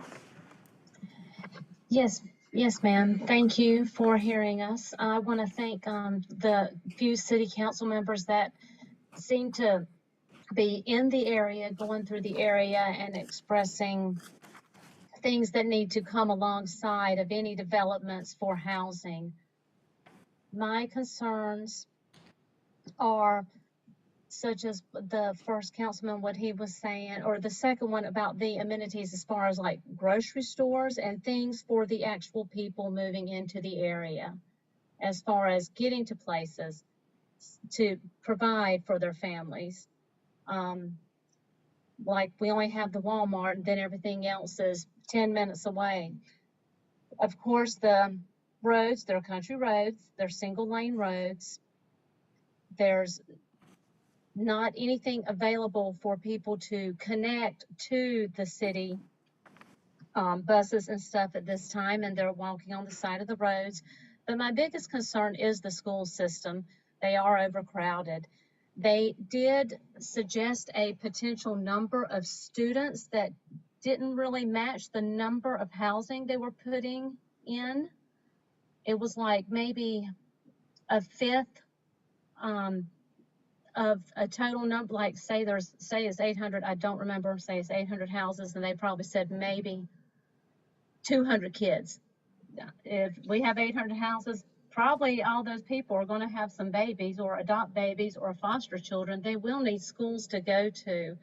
So that's probably my biggest concern. I wasn't quite aware of the environmental impact that it's having. I thought the 100-year flood thing would be sufficient, but apparently we're creating a bigger problem by bringing in more, and we're working at the wrong end. It's like we kind of need to prepare for the houses that are here, that are coming, instead of throwing the houses that are coming and then deal with the problems that's going to come from it. It looks like we're working in the wrong order.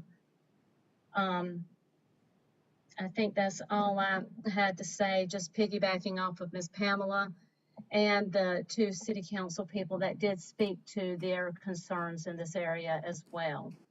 Thank you so much for the time. Thank you, Ms. Neary. We now turn to Mr. Joe Neary.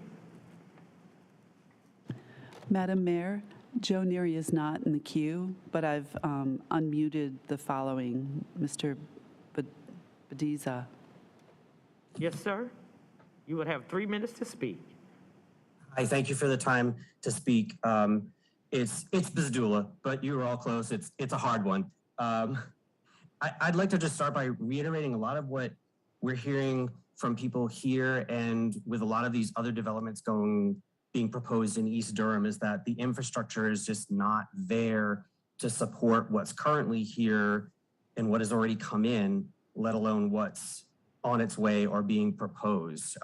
We see just the traffic on some of these roads has gotten to be dramatically increased. And like Faith said, people are walking on these roads because everything's disconnected. There's subdivisions put in, but there's no public transportation. And if you don't have a car, you have to walk.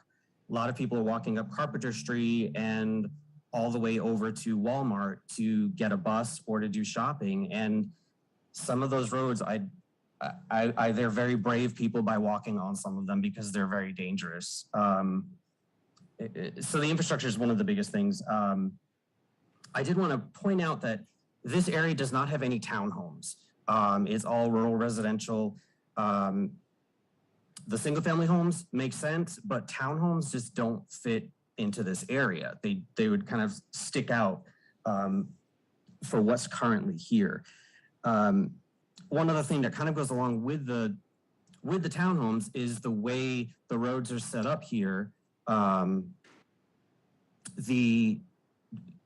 section that's going to be townhomes, everyone that's going to come out there that's going to want to go to the highway or to Walmart, they're going to cut through Joyner Road, which is, I'm on the corner of Joyner and Farrell, and I'm surrounded by this proposed subdivision on 2 sides.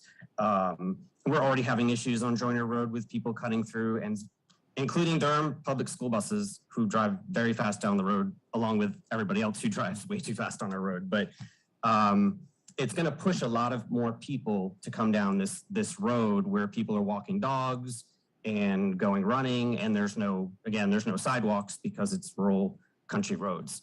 So there's just a lot of concerns there, along with the environmental impact. There's not a lot of land put aside in this to be preserved. And I will leave it at that. Thank you for the time. Thank you, sir. We now turn to Ms. Allen, Ms. Wanda Allen.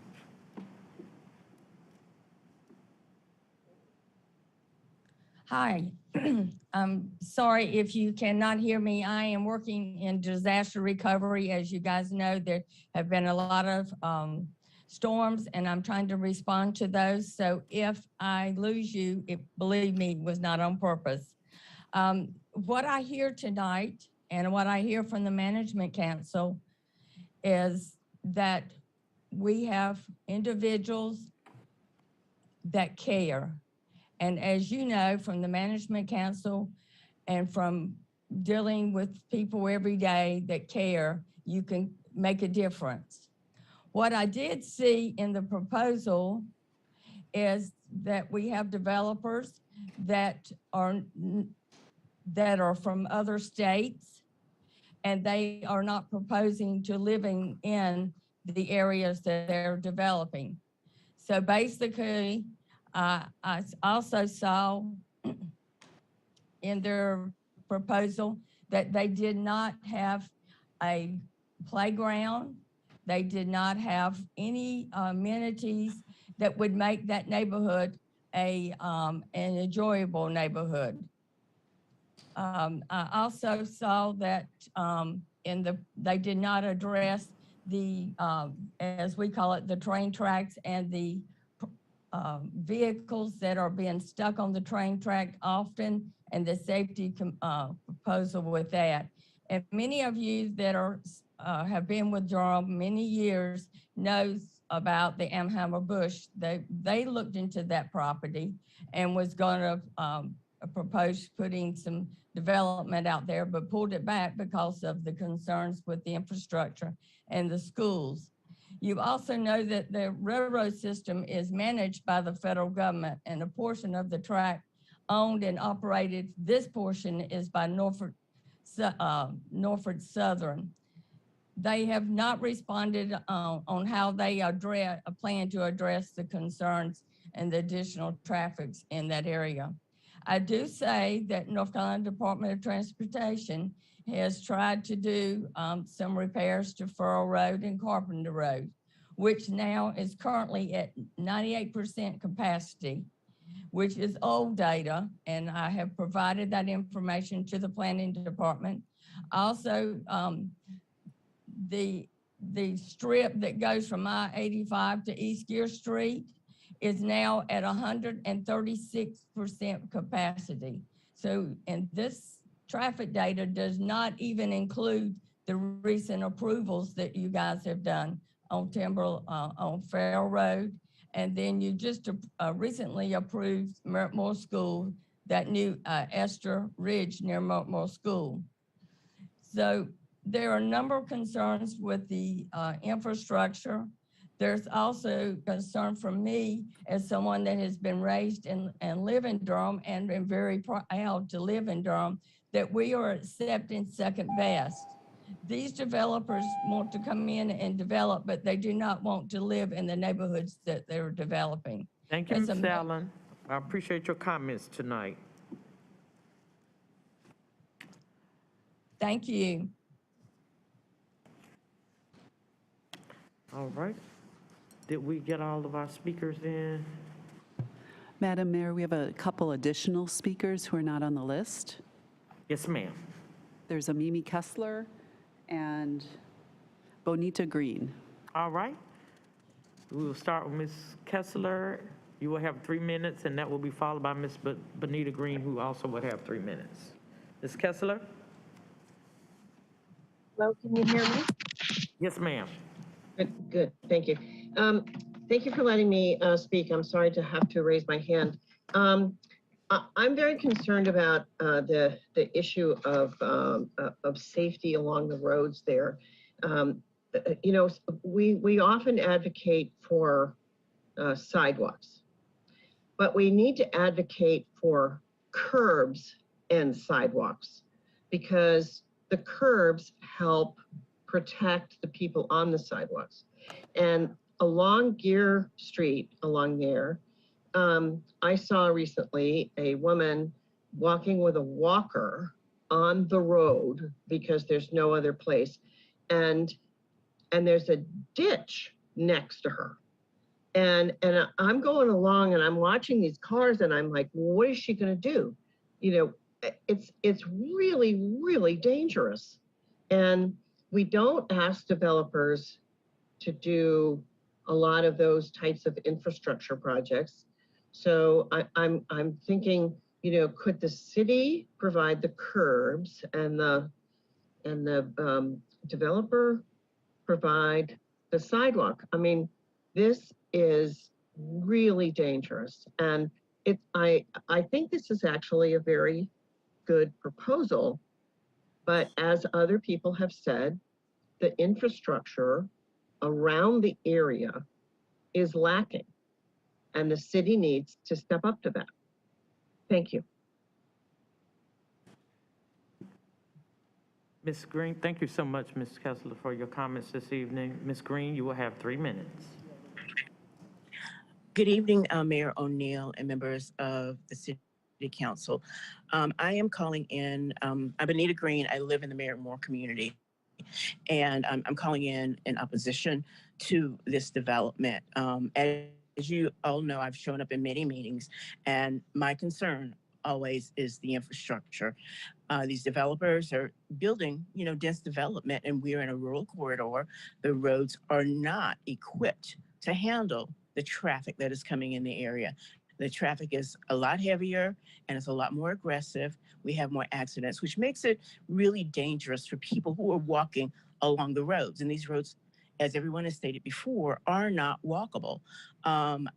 It would be great if these developers would contribute more. They, you know, from what the profit they're going to make, they hardly contribute to the school system. They hardly contribute to the affordable housing. It amounts to a bathroom remodel, what they are contributing. And they're making millions of dollars. Meanwhile, lives are at stake. And we need to consider lives. You know, it's not just a dollars and cents situation. We're talking about human lives. So, I agree with everyone else that the infrastructure needs to be dealt with sooner than later.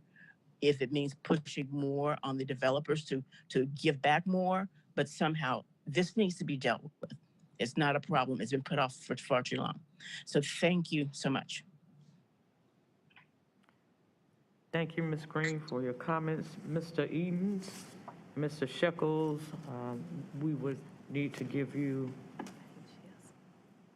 Madam Mayor, Faith Neary has her hand raised, and I think it might be her husband because he's on the list and he hasn't spoken.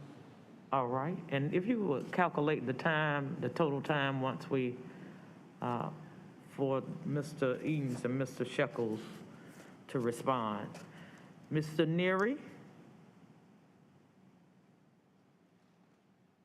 Yes, ma'am. Thank you, Mrs. Mayor. I appreciate your time, and I'll be very brief. And I don't mean to piggyback on everyone else, but it's obvious that the main concern in our area is, in fact, the rural roads and the lack of infrastructure, in my opinion, from exit 179 at East Club Boulevard on Interstate 85 all the way through the intersection at Gear Street and all the way down through Farrell Road. We can point fingers and ask developers to do all kinds of things, but in my opinion, I believe it's our city council, planning department, and respectfully, Mayor, your position to handle these situations and be looking forward and not being reactive in these infrastructure plans.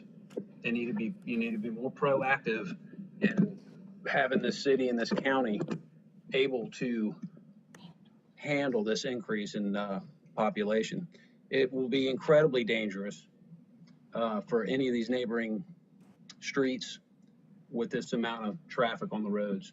And it's already dangerous. It's fair. I've been here for 20 years.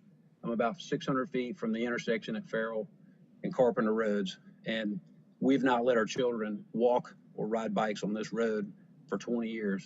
It's been that dangerous. You bring in 500 or 600 homes and it's just going to get worse. So I appreciate your time. I really appreciate the council considering all these things.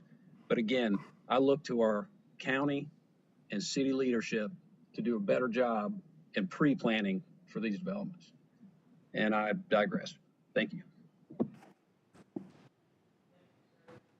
Thank you, sir, for your comments this evening. Now we will turn back to Mr. Edens and Mr. Shekels, and if you could give us a total, it was 6 minutes? 6 minutes, ma'am. Total of 6 minutes, sir. Thank you, ma'am. I was taking some notes as our neighbors were talking, so I'll just try to hit on some of these. Ms. Andrews had mentioned, EMS and infrastructure. One thing I've noticed, been doing this a long time, Durham does a pretty good job, I think, in their staff reports of analyzing the existing infrastructure in the area. Durham does look at fire coverage, police coverage. There's been a lot of conversation about, country roads and whatnot. I mean, the fact of the matter is, Farrell Road, which is the main road being analyzed in the report, I think has a capacity of 10,700 cars and currently has a count, I think, of around 3,200 cars per the staff report. So at least the main road being analyzed in the report by staff has about triple the capacity on a 24-hour basis and what the traffic is there currently. I agree there's lacking in sidewalks in the area, but I pulled our map out real quick and was looking, when this develops, Farrell, Carpenter, Gear, there's going to be thousands of feet of sidewalk that's going to be installed by this developer for the project because you have to build sidewalk on your site's frontage as part of the UDO. So all this sidewalk, there's going to be a lot of sidewalk improvements going in. I think it was mentioned, yes, mainly, obviously infrastructure and sidewalks, but like I said, we have, Ms. Andrews mentioned some accident history at Farrell and Junction Road. But fortunately, Farrell and Junction Road is one of the intersections that we're adding a traffic signal to as part of the project. So I think that will help address some of those concerns in that accident history. Yeah, I appreciate your time. I'll reserve any extra time for any further questions, but thank you.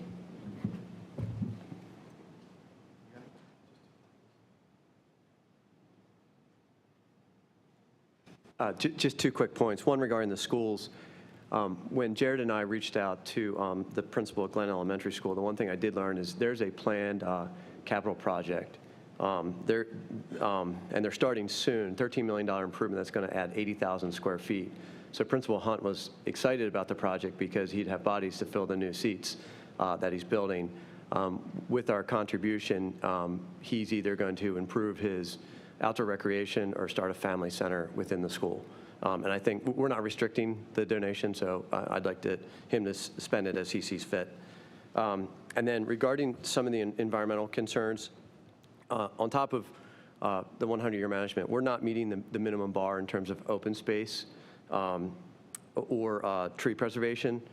We're required to have 16.1 acres of tree preservation. We're proposing 21 acres, and we're required to have 14.5 acres of open space, and are providing 36.5 acres of open space. So again, not meeting the minimum bar in that account. Thank you. Thank you to you both. Are there any other? Councilwoman Caballero? Thank you, Madam Mayor. I just had a really quick question for staff, and then I have some comments.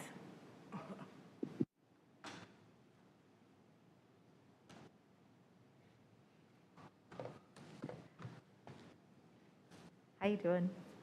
Could you let us know what these roads that are out there that a lot of the neighbors are talking about, are they state maintained or are they city maintained? All those roads right now, if they're in the county, they're definitely state maintained. Yes. Okay, thank you. And Madam Mayor, I don't know if we're going to close the public hearing, but I'll give you that opportunity before I say anything. Is there anything further? This matter is now, the public hearing is now closed, and the matter is now back before the council. Councilwoman Caballero, and followed by Councilwoman Freeman. Thank you. I wanted to appreciate our residents and neighbors for coming out and speaking. I want to appreciate the developers for their presentations. I plan on voting for this project. I hear a lot of the resident concerns, and it's a frustrating place to be in. But I do want to be candid and transparent. The roads that we're having issues with aren't roads that are controlled by the city. And if you go and you look at NCDOT, so North Carolina Department of Transportation, if you look at where they are and their priorities, we're talking decades and decades down the road. I know it's unfair for residents. I understand that frustration, but to basically tell the city we really just don't want any development until there's road improvements, basically what you're saying is you don't want any new housing out there for 40 to 50 years. That's the reality that we're faced with. It's extremely unfair. It's frustrating as a council member. There has to be improvements that need to be made. But in the interim, we cannot stop our housing supply. It's extremely important that we build effectively and efficiently. And I know that I know residents often don't see things that they like, but I really want to commend the developer for going and improving this project beyond. They did get a positive vote on Planning Commission, came back, made improvements. And I do want to say that Mr. Edens has been coming, I've been on this council for over 4 years, and he consistently comes with good projects.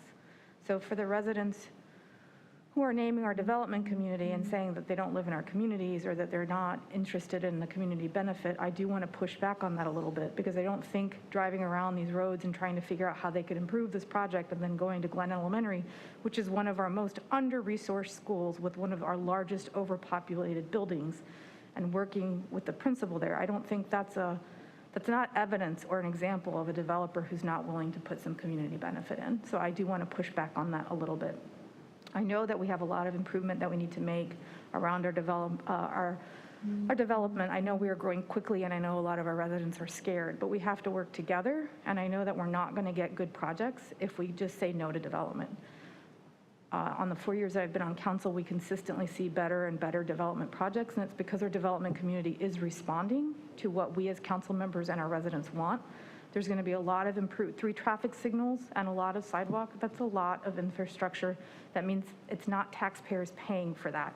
And that's a benefit for all residents as well. So I appreciate this project. I will be voting for it, and thank you. Thank you, Madam Mayor. I appreciate Councilmember Caballero's points, and I agree with the way that the project has moved forward. I think, unfortunately, the consistent issue isn't necessarily the project, it is the process, in that we have not figured out how to continue to just annex all parts of the county and not have a plan for how to address the infrastructure needs. Just saying because it's a state road, we won't be able to do it for 40 years is not appetizing for, you know, as a council member and just moving forward with an annexation that does not have to happen. I am really concerned around how we do more rural residential growth in a way that doesn't create more harm for the people that are currently there. I also want to raise the question, I guess, specifically, and just realizing if we're at a junction point where we're going to do some place-based mapping or some place-type mapping, how are we, I guess, alongside of that, because it's not happening until the fall, continuing to keep an eye towards just how many more capital improvement projects we're going to add to our list. And that's going to consistently be my issue, because I feel like whether or not we go in this direction is kind of like a pins and needles type of thing. But I know that I can't support adding more annexed land into a city that can't currently manage the current roads and sidewalks in a process that doesn't take 10 to 15 years, and then add other projects on 20 to 30, 40 years later. We've got to really get our hands around what infrastructure looks like in our communities, especially around Glen School Road, and especially around Merrick Moore, and especially in the areas we know have been essentially left behind in our work. And so I am mindful that this is a really good project. I think Mr. Eden has done a great job. And I appreciate all the comments from our residents. I will say that it's really imperative to be clear that it's not on our developers to do the roads or the stoplights or or fixing the schools. That is on us as a council and our school board and our county commissioners to do that. And we have not come up with a plan around it. And it's getting harder and harder to hold the tension on where to go and where not to. And so I think I'm consistent in saying annexation has to hold right now until we can figure out how we're going to move forward in a way that's safe and affordable for our city. We know that we are in conversation around trying to bring more of the state roads in to the city, but that hasn't happened yet, so I don't know where those roads lie. And so adding additional county roads or state roads to that list that would need to be addressed feels irresponsible. Acknowledging that if we do have seniors walking within city limits with a walker down a dirt road, we just got to do better. We just have to do better. And I don't feel comfortable moving forward with this. Thank you. Thank you, Madam Mayor, and thank you to the applicants and to the community members who have spoken tonight. You cannot plan for what you do not own. It's that simple. And as a decision maker, one of the things that's important, I think, for me and for us as a board, is that we make decisions based upon the scope of what is before us. And what I've heard tonight are everything that the community resident said is true. And I work, I practically live in that area, and I understand that. But I think we have to be very careful not to conflate some universal ongoing issues in that general area with this particular project, which is what we're called to rule on and make a decision on tonight. I think, and I've said this time and time again, we can't tap dance with the concept of a moratorium. You either have to declare it or you have to make decisions. I think it is absolutely unrealistic to suggest that until we get a plan from DOT or until we come up with a comprehensive plan on what our infrastructure is going to look like, we're not going to approve any more developments. I don't see how that's even intellectually viable moving forward. We have voted for far less impressive developments within the last year in areas that had much better roads than this one. So I don't really for me as a decision maker, I don't want to appear capricious to our residents. I don't want to appear just arbitrary. Everything has to be made on a case-by-case basis, but there's got to be some undergirding principle. If we do not annex land at $200,000 and $300,000 price points, then the land that's currently in our city will continue to be $500,000 and $600,000 and $700,000. That's just the math. That's not philosophy. That's math. You know, and as a decision maker, I have to deal with the math of it. You know, I don't know how many cases in the time I've been on the council have come before me, probably thousands, but this, if I had to script what a development plan would look like under the worst situations we have, given all of the things we're facing and challenges, but still faced with the responsibility of making decisions as a council member, if I had to script the development plan and face those things, this is what it would look like, quite honestly. All things considered, if this isn't in the face of our current situation as a city, if this isn't what we can say yes to, then the next vote we take after this one and the vote down, what do we base it on? What do we say that on this particular night? Well, so I don't want to appear capricious. I don't want to create the impression that I have more power than I do. I do not have the power to plan for state roads. I don't have the power to send troops to Ukraine as much as I want to. I don't have the power to tell DOT to widen roads. And I'm not gonna communicate or telegraph or create false hopes among the people of this city that, well, if we just wait a little while longer. I'll stop voting on these developments when the legislature gives me the power to stop people from moving to Durham. Those two numbers not held in tension with one another, it's not tenable, it's not viable. People are gonna continue to move to Durham. If we don't have houses at $200,000 or $300,000, which sometimes we have to annex to do that, then we already know what the prices are already in land that we already own. And so, with all things that I face tonight, and also, listen, I've called for Marshall Plan type investment in legacy Black neighborhoods to deal with some of the things that our friends, our residents, our neighbors have spoken about tonight. But we have to be very careful that, long distance transport trucks don't have anything to do with this particular project. And I don't want to conflate issues that are ongoing, that are very real and need to be addressed, pin it to a particular developer. Because if we cross that threshold, then we've got to be consistent moving forward. And if this isn't a project that we can vote for under these circumstances, then what is? What will that next one look like? And I don't want to box myself as a decision maker into that. I don't want to create false hopes on the part of people. I'm going to stay in my lane, and where I have the power and the ability to make decisions and changes, we should. But I'm not prepared to either by declaration or by implication suggest that I'm going to participate in a moratorium. I hope I'm not here the next 40 years.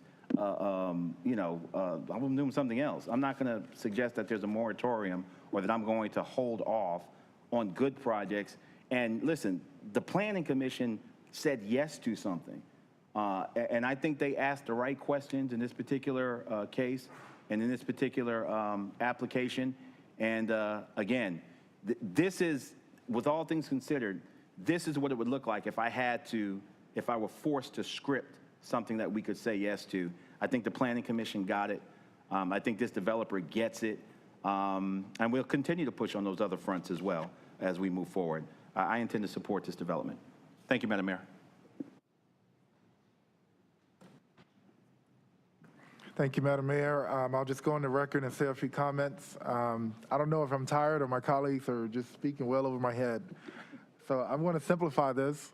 When I was band director of Southern High School, I hosted a DCI band competition and one of the trucks got stuck on the railroad. And that is an unfortunate problem. So I know exactly what the residents are talking about. But I gotta be honest, I don't know what that has to do with this development in adding housing. So I'll be real simple about this. We need some more commercial things going on over there. We have enough fast food.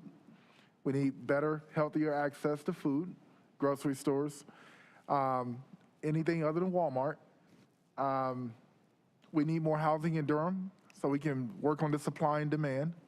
I think the residents' concerns are very valid, and I sympathize with them, but I also know, in this position that there's some things out of our control. So I hope that everybody will make a phone call and get people registered to vote across North Carolina and change some of the things that tie our hands. But we also can't be in a house and not want someone else to have their own. I know about 11 families right now that are in a hotel, some who made a mistake to sell their home, and now they can't find anywhere. And if you want to get personal, my wife and I are trying to downsize. And when they told us it was going to be $3,500 for a 3-bedroom apartment, that is our reality. So it's going to be some tough decisions made, but some not so tough, because there are realities that we're dealing with across this city that folks are dealing with. And if you have a home or if you have somewhere to stay right now, you are in the luxury category. That does not discount the concerns that we have. It doesn't. But we do have to be realistic that if we have an opportunity to put a roof over someone's head, or at least give them an option to have that, then we have to explore it seriously. And when it comes to the roads, get the General Assembly to change its ways and allow us to have a bit more flexibility there. But we can't wait on North Carolina to get its act together. We just had an matter earlier on the agenda, and I was asking about it. But you know what? We can't charge a surcharge for Uber because we can't regulate them like New York can.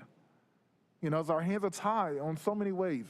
But if we're going to be able to build and allow folks to have a roof over their head, Madam Mayor, I'm going to be in support of that if it's sensible.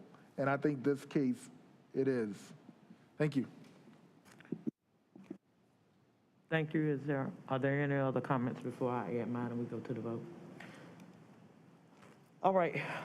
For me, it's going to be a no vote tonight, and I have a couple of reasons why, and I think it's good that we have a debate. And but first, I want to say that most of the citizens that you heard tonight, we have something in common, and that we are from Durham. And so I know that area well. My first church, longtime church, is Mount Zoa Baptist Church, which is out in that area. And so I know that area well. I have traveled it for 60 years as I have family out in that area. And we watched all of these things grow, and we've created a city that has been inclusive, and we want development. But it can't be at the sacrifice of others who've been here and been a part of making this city such that people want to come. And so I do believe that there's a balance, and I understand other perspectives, and I don't fault people for having that. But it's just like a vote. It's mine, and I choose to vote my conscience and the way that I view Durham. There's one Walmart out there, one Walmart in that area, and that's pretty much it. For all of the growth that we have seen, those of us who've been here for a long time, over the years, one little shopping mall. We were out on a bus tour on last week out in the Bragtown area, and we watched a lady in a wheelchair try to cross the street. When I grew up, there was no traffic on Dearborn, very little. You go out there at 12 o'clock on a Friday afternoon, and the traffic, it was amazing. I think that there is a way to balance it. And that's why I can't do this national hands and wringing and hand wringing saying, oh, it's this person's fault, it's that person's fault, it's the state's fault. No, it's all of our responsibility to figure out how to manage growth and how to do it in such a way that it is not harmful while we're trying to be helpful. And while I don't think that that is the developer's position, I do think that we have to find a way to do it better. And that vote by the Planning Commission was 6-4. So it wasn't a unanimous vote. I just asked our manager to look it up because I wanted to make sure that I read it correctly. So there were 4 people that voted against it, and there were 6 people that voted for it. And that's the way democracy works. But I do not like when we get into, and this is my opinion, trying to negate somebody else's sense of how they view it, because they have that right. They've been elected by people to stand for them. And so I'm standing with the Durhamites tonight, those Durhamites that agree with me, and maybe not all will. And I hope that we can find a way, because the 200,000 plus price points, we need them, but I'm having trouble finding people. Those homeless people probably won't be able to afford to live in that neighborhood. Or those young men that I've been working with, they're not gonna be able to afford to live in that neighborhood. So there's a way to balance it. And until I can figure it out in my own mind, which makes sense for me, having watched this over the years, that's why I'm here. And until I'm satisfied that the concerns are both, especially those who built this city for people to come in, can be addressed in a balanced way, my vote is gonna be a no. And that's how I'm voting tonight. So now I'm ready to entertain a motion.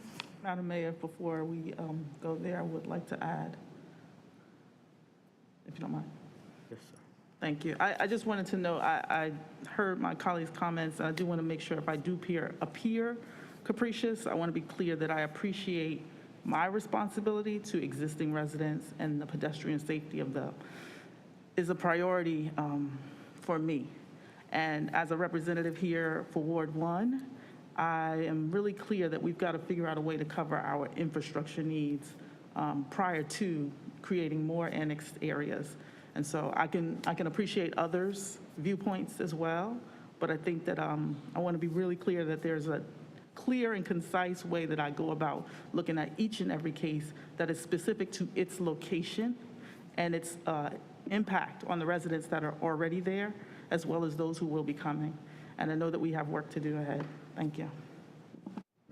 Madam Mayor, if I might, it's a priority for all of us. And when we say we need to do something as a member of this board, I assume I'm part of that we. And there are a lot of prescriptions thrown around oftentimes that are not limited to just I said we. And as part of the we, there was a person who was looking, lost something, was looking for something one time, and the person came and said, "What are you looking for?" "I'm looking for my keys." He said, "Well, where'd you lose it?" He said, "Across the street." He said, "Why are you looking over here?" "Because the light's better over here." It's important that we don't conflate problems that are across the street with another problem that's going on down the block. And, you know, I listen very carefully, and when, you know, if you say we, and then somebody takes you up on it and addresses you as we, don't retreat from it. Stand by it. But again, and I appreciate Her Honor's comments that this is what democracy looks like. This is precisely what it looks like. This is what vestedness looks like, and I'm grateful to be in a place where we can have these kind of discussions.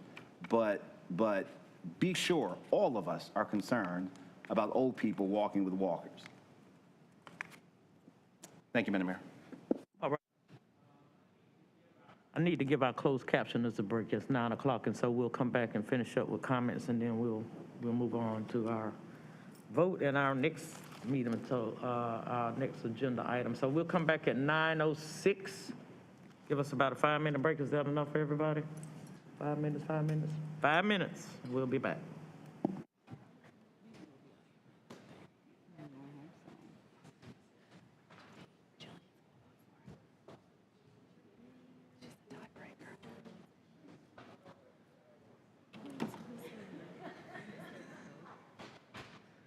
Middleton, Williams, and Caballero said yes.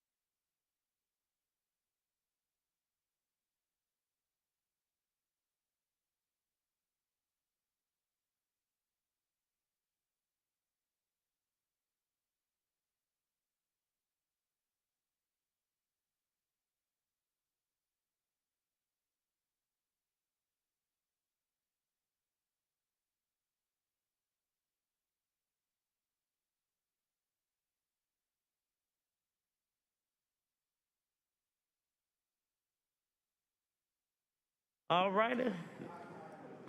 Let's bring it in. Let's bring it in. Nobody's gonna sign up to speak on this. Yeah, we still got to do the other one though. Hit the gavel.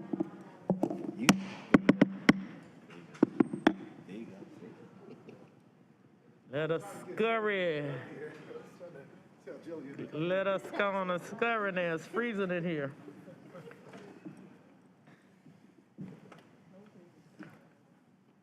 All right. All right. We are now back in session. And we will start with Councilman Williams, who I believe had some comments. Yeah, I more so was seeking clarity. I'm listening to your comments, and I'm listening to Councilmember Freeman's comments, and I'm listening to Mayor Pro Tem's comments and Councilmember Javier's comments. And I just want to make sure that as I'm processing this, those who are watching are processing it as well. So are we, the case before us, we're looking at new development. We're looking at annexing property to build residential on. Is that correct? Okay, all right. And are we saying that, and also incorporating with what the residents are saying, we should not annex this property until we can better have better infrastructure, I guess roadways or something like that. Is that what the residents are saying? No? Yeah? No? I think they're saying both. That's what I'm saying. I need clarity. They're saying a combination of things, as I've heard it over the campaign trail and over the years. And I guess I can kind of akin it to some of the growth that you saw in South Point, which is sort of controversial to say the least for the county, but it was kind of done in a way where there's there was some balance in it. Not saying that, where you don't have people who are walking in walkers and wheelchairs trying to cross an already crowded situation that has grown increasingly so over the years. There's no really good transportation out there, public transportation out there, right? So you have that, and then there's not a lot of retail out there. It's just that one small Walmart, and that's it. So then, from what I've heard and what I've seen over the years, is what we've not done well is to make sure that you have sort of at least some eye that some of those things are going to be done before you throw in, another big housing situation, because that brings more people. But what do you do to support what's already lacking? And I can't tell the people who elected me, oh, that's a state-owned road. We were out there last week, and folk were telling me, we've been trying to work on Dearborn for 2 years. And I asked one question. I said, well, is that a state-owned road or city road? And this was a person who was fairly knowledgeable, and you all know her, that when I told him, I said, that's a state-owned road. And she said, well, we've been working on that for 2 years, and nobody ever told us that. Nobody ever told us that. And we've been trying to work on that for 2 years. So there's an educational process that has to go on as well. But there has also got to be a way to look at a balance where we can't keep telling people, here we're gonna prove these things, but we have no responsibility for these other things, nor can we tell them when those other things are gonna happen and just let that be that. Because the reality is they're gonna have to go to a grocery store. They're gonna have to find a way to get from point A to point B. And then when we don't have housing for a lot of the population that really, really can afford it, then that's when you see the split between people who've been here forever and what's coming in. Because, folk are being, now that's my point of view, and everybody has the right to have that. But I'm saying it doesn't have to be a place where you discount it and say that doesn't matter, because it does matter. Because if it didn't matter, those folk wouldn't be on here talking about it, who've been here forever, saying that we watching this happen. So it has to matter. I think what I'm wrestling with is we're talking about housing affordability, and as long as we have a supply shortage, which is part of the overall argument, we're going to continue to have an affordability crisis. And I think my approach around the infrastructure is, because I sit on the MPO, and I know how the funding is inequitable, and I really do mean that. I don't mean it in a buzzword way. I mean that our partners in the region get the same amount of money we do, and we are so much bigger, have such a higher need. So we really are fighting for more equitable funding from the transportation infrastructure perspective. I think, but also, I was struggling with apples and oranges here. When it came to the affordability, it's like, all right, I want to build more housing so we can provide more supply. But I'm also a proponent because I spent 4 years of my life out there every day, all day as a band director. And the only place I can get something quick to eat was Bird's Barbecue.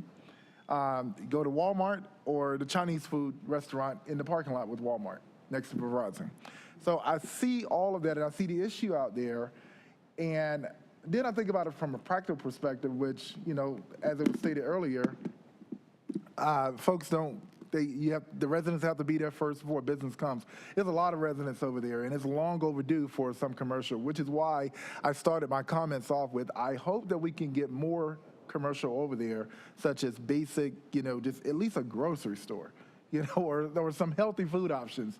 Why is it South Point can have a Sprouts and this area of Durham can't, So those things are number one concern for me. And I just wanted to see clarity of what everyone was saying, because it sounded like we were all saying the same thing, just differently. But we're coming down on different sides of a vote, and I was just seeking the logic behind that. So thank you all for the clarity. Thank you, Madam Mayor. I'll just take a couple minutes and explain my thinking on this project.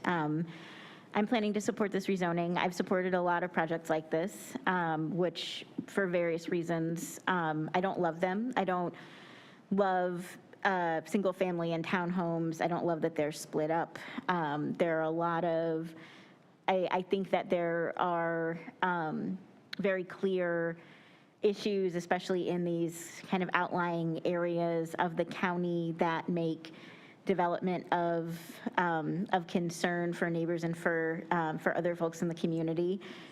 But similar to what Councilmember Middleton said, we are dealing with very large problems, none of which are going to be solved by not building more housing. We recently, I think it was at our last work session where we got a report on Forever Home Durham, and learned that as of 2018, which is very old data at the speed that the city is growing, and prices are appreciating, but that as of the data that was from 2014 to 2018, we had over 20,000 Durham households that are housing cost burdened. And the downstream impacts of lack of access to reasonable housing are so much more damaging than the downstream impacts of increases in traffic or lack of sidewalks. Housing is just so fundamental to people's quality of life, and we can't stop people from coming to Durham. They're coming, whether we build housing for them or not. If we don't build housing for them, they're just gonna make the prices of everything in town go up, and they're already going up. We do have separate housing markets. We have tons of outside investors coming in and buying up housing in Durham. I learned recently today, I saw on the internet that there's like a soy sauce company that's buying up housing, right? Like this has become a way for big corporations to just make money without a lot of concern for the needs and the needs of the community and the people in community. But we don't have a lot of power to stop that. The levers that we have are very small regulatory options, zoning, and spending our own public money on housing. And a lot of neighborhoods in Durham don't have sidewalks. A lot are on 2-lane state roads, many of which are at higher capacity than this one. Lots of people live in neighborhoods where they have to drive to the grocery store. None of this is ideal. None of this is the kind of development pattern that we want. But I keep coming back to the fact that people in this town cannot afford housing, that this housing, while not affordable by any, by any public or I would say community definition of affordability, is going to be less expensive than a lot of what is already out there. And what we can do in terms of, providing infrastructure to land that we don't own and control, or adding commercial development. Like, we can zone something commercial, but that doesn't mean a grocery store is gonna come. Like, none of us own a grocery store chain. It could just as easily be, we zone something commercial, it could just as easily be like a Dollar General or, so I think that it's important for us to do as much as we can with the levers and the power that we have. And my concern is that if we don't continue to focus on the need to provide more housing in this community, that the housing shortage that we have is very real and is impacting low-income people most severely, and that we will lose opportunities to have an impact on that, because we're thinking we're going to try to have an impact on lots of things that we can't actually change. What we can do is build more housing in this community. We can try to work with, our state and county partners to make sure that we are continuously improving the infrastructure in these regions. There's nothing that we've heard. There's nothing about this rezoning, about this neighborhood that we've heard tonight that I think is significantly different than a lot of the other projects that we have approved in Durham, and that I voted for because I believe that the need for housing is just so intense right now that, the impacts of all of the other potential negative externalities can't outweigh that need for housing. So I'm going to vote for this rezoning. And I hope that, as we continue to have these conversations and think about more ways that the city can provide affordable housing or, help improve the situation without having to approve some of these, rezonings out in the county. But I just, given the constraints that we have, the economic system that we live in, and what developers are willing to build, I don't see a lot of options for us at this point. I wish that we had more, and it's certainly possible that, we'll come up with some new solutions, but I just don't see how we get out of this situation without building. Thank you. Councilwoman Freeman. Thank you, Madam Mayor. I appreciate my colleagues, Councilmember Williams, asking the question, and for Councilmember Johnson, and for Mayor O'Neill for kind of leaning in on the conversation. I will say that this is probably one of very few times that we actually have had conversations to figure out what it could look like, and that's why I tend to lean on the side of no more often than not in many of those cases that have come forward, because there's no vision in the work that we're doing as a council around zoning or with developers. It's really just whatever developers bring, we just approve. We can try to push in for affordable housing with an affordable housing fund that will not build enough units to cover the affordable housing crisis. I think when we look at the duration of my time on council and on planning commission, I've seen an overwhelming trend of this piecemeal approach that has not served Durham as a city, and it's frustrating. And I will say that annexing every part of the rural areas in the city is not going to build us enough housing. It is not going to be worth what we're doing to our rural community members. The folks who have lived in this city for generations consistently are the ones that we're building on the backs of. And we're not offering solutions. We're not offering a plan even. So it doesn't necessarily have to be that no one's mentioned moratorium, but the concept of not annexing should not equal moratorium. The concept of not annexing just means you're not taking more county land into the city. That's it. And so for any chance that I get to say, we should do a better job at making sure that we have our pedestrian safety at the forefront, making sure that we have our infrastructure plans in place around putting sidewalks and curb and gutter in place, our sewer, our water, all of those things in position before we ask a community to carry the load of the city is more important to me than just approving this project because it looks good. I want to be really clear. I come from a state where when you develop, it is mandatory for a developer to put in a school, and that is in New Jersey. It is absolutely mandatory, well, elementary, middle, high school. We do not live in a state that does that. We live in a state where we're asking for $500 per student, and as a proffer, it's unacceptable. It's disgusting. I tolerate it on this council, but I am not in any way, shape, or form impressed anytime that a developer brings that forward. It's a slap in the face to the residents of this community, and I get more and more frustrated each time that people try to belittle the folks who come forward and say, I don't want more cars on the road. I don't want this, I don't want that, because they have to bear the burden. I'll just end in saying that it is consistently, not just in Black communities, but also poor white communities, that there is this overwhelming sense of this city doesn't care. I had the chance to go visit Lincoln Apartments last week. It's just so frustrating. We're talking about housing and we're building out in the county and we're not building in the city. And granted, it's a conversation around who owns what. But I tell you this, if we're not talking to the developers and the developers aren't talking to the property owners and the property owners aren't talking to the housing authority, I can guarantee you we're going to continue to do what we've been doing and we're going to continue to get the same result. Oh, we got a housing crisis, we got to build in every area, and no one is ever going to address the problem around infrastructure. These are not hard issues. They're not.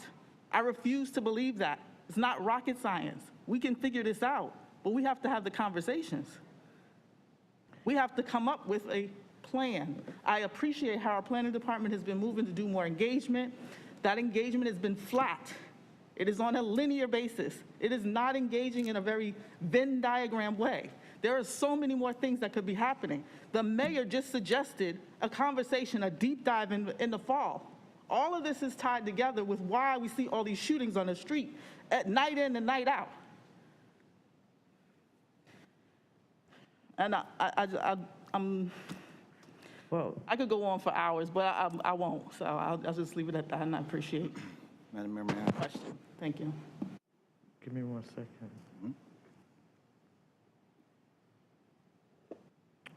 I do want to,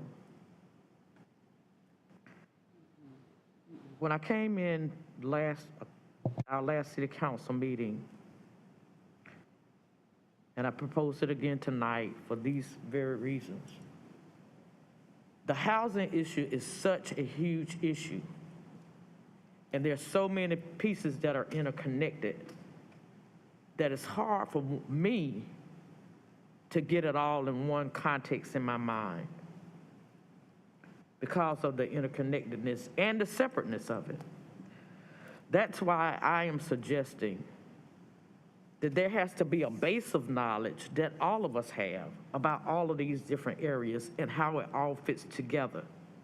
I do not believe the law is always living. It's always living. It's always, and there's always equity built into every section of the law. And I know that because I've studied a lot of it. Whether it's medical malpractice, whether it's personal injury, whether it's zoning, there's equity built into the law because it has to be fair. And it should always come out that way. So I'm never going to buy into the argument that we can't do anything about this and that it can't be done equitably.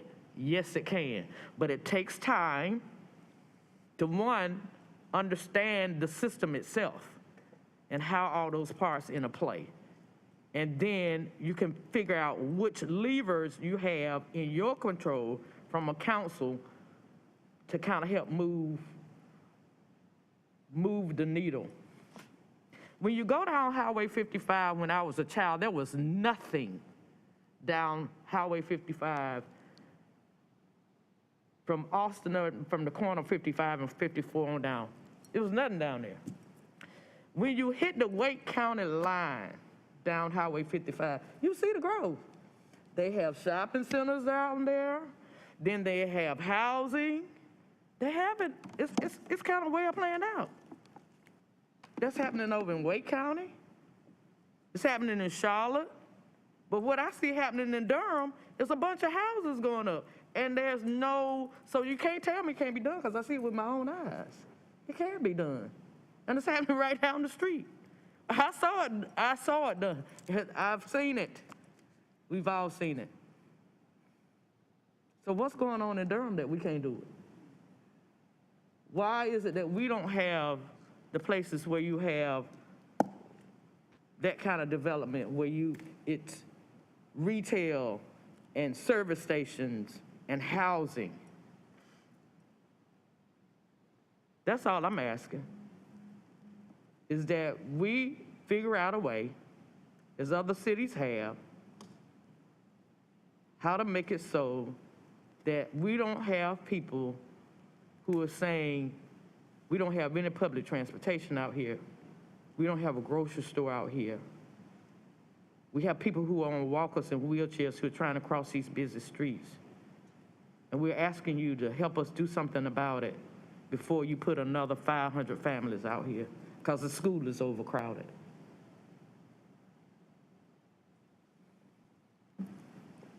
Mayor Pro Tem. Thank you, Madam Mayor. Not doing something is by definition a moratorium. That's literally the definition of the word. You can do something by declaring it, or you can do something de facto by your actions. Whether you put the label on it or not, there is a way of doing things de facto.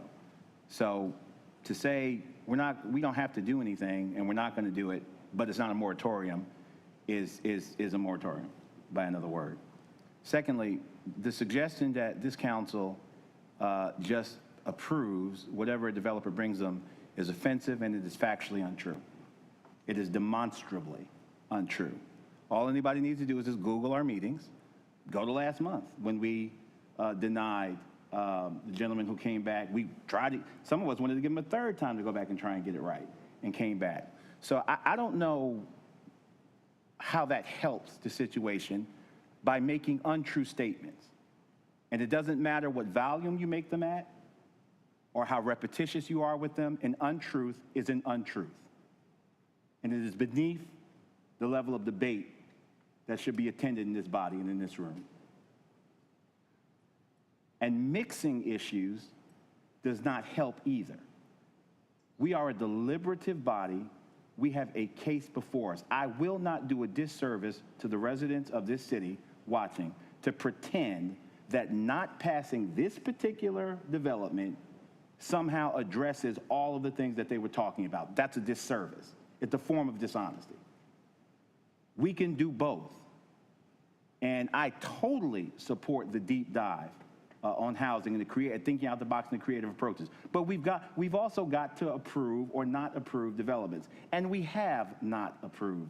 We have approved and not approved. The suggestion that we just do whatever developers bring for us is patently offensive. I'm speaking. I'm still speaking. It's patently offensive.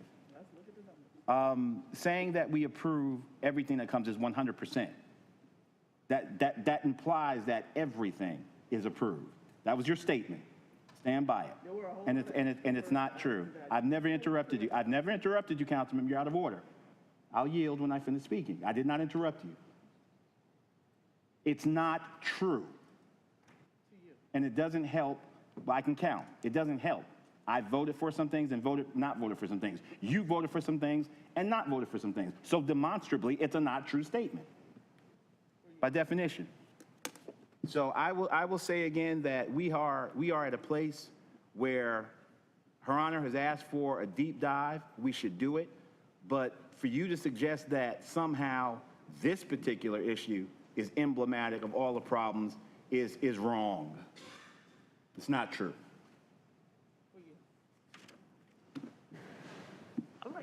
I yield back. Thank you so much for your comments, Councilwoman Caballero. I look forward to that deeper dive conversation because I don't want to belabor this night. We have one more item tonight, but I do want to talk about it when we talk about housing, which is the history of housing. Mayor O'Neill, you've mentioned I grew up in Charlotte.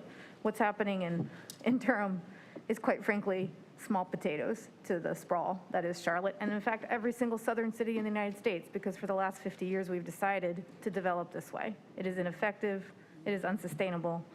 Earlier, when I asked the question to our candidates, when I said, how do you wrestle with decisions that do not necessarily align with your values or are different than the job you thought you were going to have, this is what I'm talking about. I drive by things that I've said yes to on zoning that do not align with my values as an environmentalist. They don't. It's car-driven. I know it. My kids have been like, what is that? And I'm like, yeah, I proved it. And I did it because I understand the basics of capitalism. And we might want a different world. We might want something different. But at the end of the day, housing is not a human right in this country. It's not. It's a commodity. We trade it. People make money on it. And that is the basis of what we make our decisions about. So if you're willing to accept a motion for this item, and I look forward to our conversation on housing. So move. I'm sorry. I'm looking for a second. Thank you. I move to adopt an ordinance annexing Griffin Place into the city of Durham effective June 30th, 2022, and to authorize the city manager to enter into a utility extension agreement with 10 Oaks Realty LLC. Second, with the intent to say no. It has been moved by Councilwoman Caballero and seconded by Councilwoman Freeman. On motion number 1, Madam Clerk, if you will open the vote. Question. I just want to state on the record, I still don't follow the logic. I don't. And I plan to support it, but I think this conversation needs more attention. I know it's late, and I know we need to go, but I'm just stating on the record. It's still not clear. Excuse me, Madam Clerk, my controller is saying I voted already. What's the matter? It says no. Councilmember Freeman, your handset says you voted no. Are we ready to close the vote? You may close the vote. The motion passes 5-1 with Councilmember Freeman voting no. I think you may have an error. That's an error? No, I voted no. I think it had Councilwoman Freeman. I'm sorry. No voting. No. Correction, the vote is 5-1 with Mayor O'Neill voting no. Can you correct my vote? Madam Clerk, is there a way to recall the vote? I think there have been some issues with their. Oh, with the hands up? Yes. Madam Clerk, if you will open the vote. You will now close the vote. Mine didn't. Never. Not working. Okay, let's do it. There it is. There it is. The vote is open right now. If you could please vote. Thank you.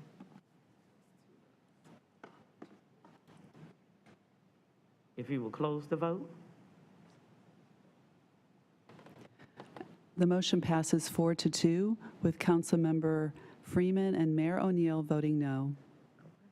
All right, I'm now ready to entertain a motion to adopt, motion number 2, to adopt an ordinance amending the Unified Development Ordinance by taking property out of the residential rural RR, residential suburban -20, and the industrial light IL et al. Can I get away with saying et cetera? Moved as read. Second. It's been moved by Mayor Pro Tem Middleton and seconded by Councilwoman Johnson. Madam Clerk, if you will open the vote.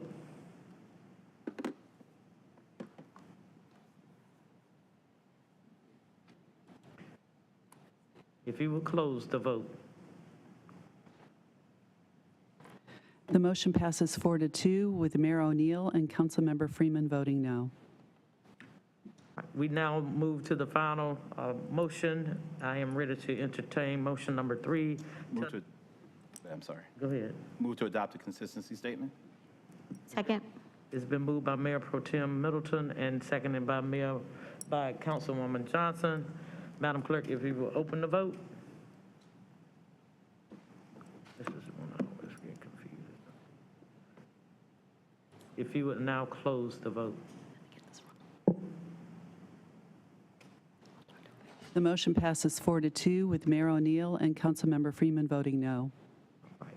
All right. Thank you for a spirited discussion this evening on this matter. And we now move to item number 18, the Limited Obligation Bond Series 2022. And we have a resource person who is not Mindy Taylor. Tim Flora, Finance Director. Mr. Tim Flora. Okay. You have the floor, sir. Thank you. Good evening, Madam Mayor, Mayor Pro Tem, and council members. I am Tim Flora, the Director of Finance. The purpose of this public hearing is to receive comments for a limited obligation bond series 2022 sale, which is an interim financing arrangement for capital projects adopted by council in prior budget cycles. The public hearing is required by state statute, and all notifications have been made and are on file for review. Key points to be made. This financing is not to exceed $132 million. It comes with a 2-year interest-only term and will function as a line of credit whereby we only pay interest on funds used. This is being done as a bank placement, and an RFP process was used to get the most competitive terms. We are working with our financial advisors, First Tryon and bond counsel Parker Poe, to maximize efficiency and effectiveness of the process. All debt activities of this size require state approval, and we will be submitting an application to the Local Government Commission tomorrow, pending approval. And to finalize this process, we will be back before you on June 6th seeking an approving resolution, and we anticipate the closing of this debt on June 16th. In addition to the public hearing, other actions related to this financing for your consideration tonight include adopting a resolution authorizing the negotiation of an installment financing contract, which includes authorizing the filing of an application with the Local Government Commission, declaring the intent of the city to reimburse itself for capital expenditures already made from the proceeds, and authorizing the city manager or her designee to execute other associated legal documents related to this agenda item. I appreciate your consideration and welcome any questions you may have. Thank you, sir. You have heard the report from our staff. I will now declare this public hearing to be open and will first entertain questions and comments from the council. All of my colleagues are not saying a thing, so I will take that as none. Thank you, sir. I will now ask if there's anyone virtually that has signed to speak, as we have no other cards from the audience. All right, we have no one else. Let the record reflect that no one else has requested to speak on this item. I now declare this public hearing to be closed and the matter is back before the council. Now I am ready to entertain a motion. Do we have to do each one? We have to do each one, so let us start with to adopt the resolution authorizing the negotiation of an amendment to an installment financing contract not to exceed $132 million and providing for certain other related matters thereto. Is there a motion? Move is read. Second. Right, it's been moved by Mayor Pro Tem Middleton and seconded by Councilwoman Johnson. If you would open the vote, Madam Clerk. If you will now close the vote. The motion passes 6-0.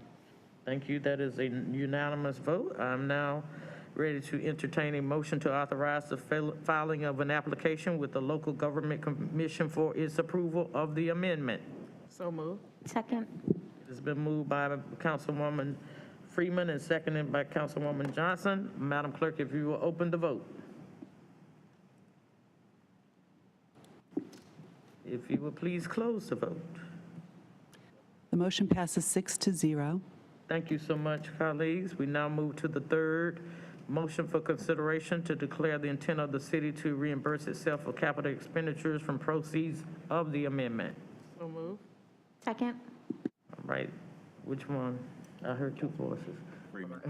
Councilwoman Freeman has moved, it's been properly seconded by Councilwoman Johnson. Madam Clerk, if you will open the vote. If you will close the vote. The motion passes 6-0. Thank you all for that, a unanimous vote. We now move I would like to entertain a motion to conduct a public hearing to receive comments on the negotiation of an amendment to an installment financing contract not to exceed $132 million. So moved. Second. It has been moved by Councilwoman Freeman and seconded by Councilwoman Caballero. We are now ready for you to open the vote, Madam Clerk. That was the public hearing. Yeah, I don't know why they have that down there. If you close that vote. Motion passes 6-0. Thank you all for that. And we move to the final motion for our consideration, and that is to authorize the city manager or her designee to execute other associated legal documents as necessary to complete this transaction so long as the documents are consistent with the intent of the agenda item memo. So moved. Second. Been moved by Councilwoman Freeman and seconded by Councilwoman Johnson. Madam Clerk, we are now ready for you to open the vote. If you will close the vote, please. And the motion passes 6-0. All righty, thank you all so much for that. And now I will check and see if there are any other matters on our agenda for this evening. All right, we have none. We have none. All right. Sleep. Okay, we went a little long, but it was all good. Madam Mayor, Okay. it's not on the agenda, but I just want to reiterate, people, please register to vote if you see what happened in Roe versus Wade just now. It's crazy. It was overturned. Overturned. All righty, we will now stand in adjournment at 9:44 on May the 2nd, 2022. Bull City strong. Bull City strong. Thank y'all so much. What? Got overturned. And the language, Alito is writing the majority opinion, and the language is scorching.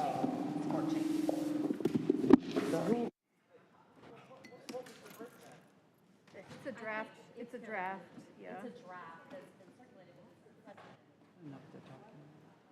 Supreme Court opinion that would overturn Roe versus Wade. Oh, great. Like, Wow. That's what we need.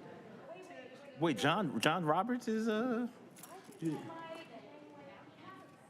swear, they're turning the clock back.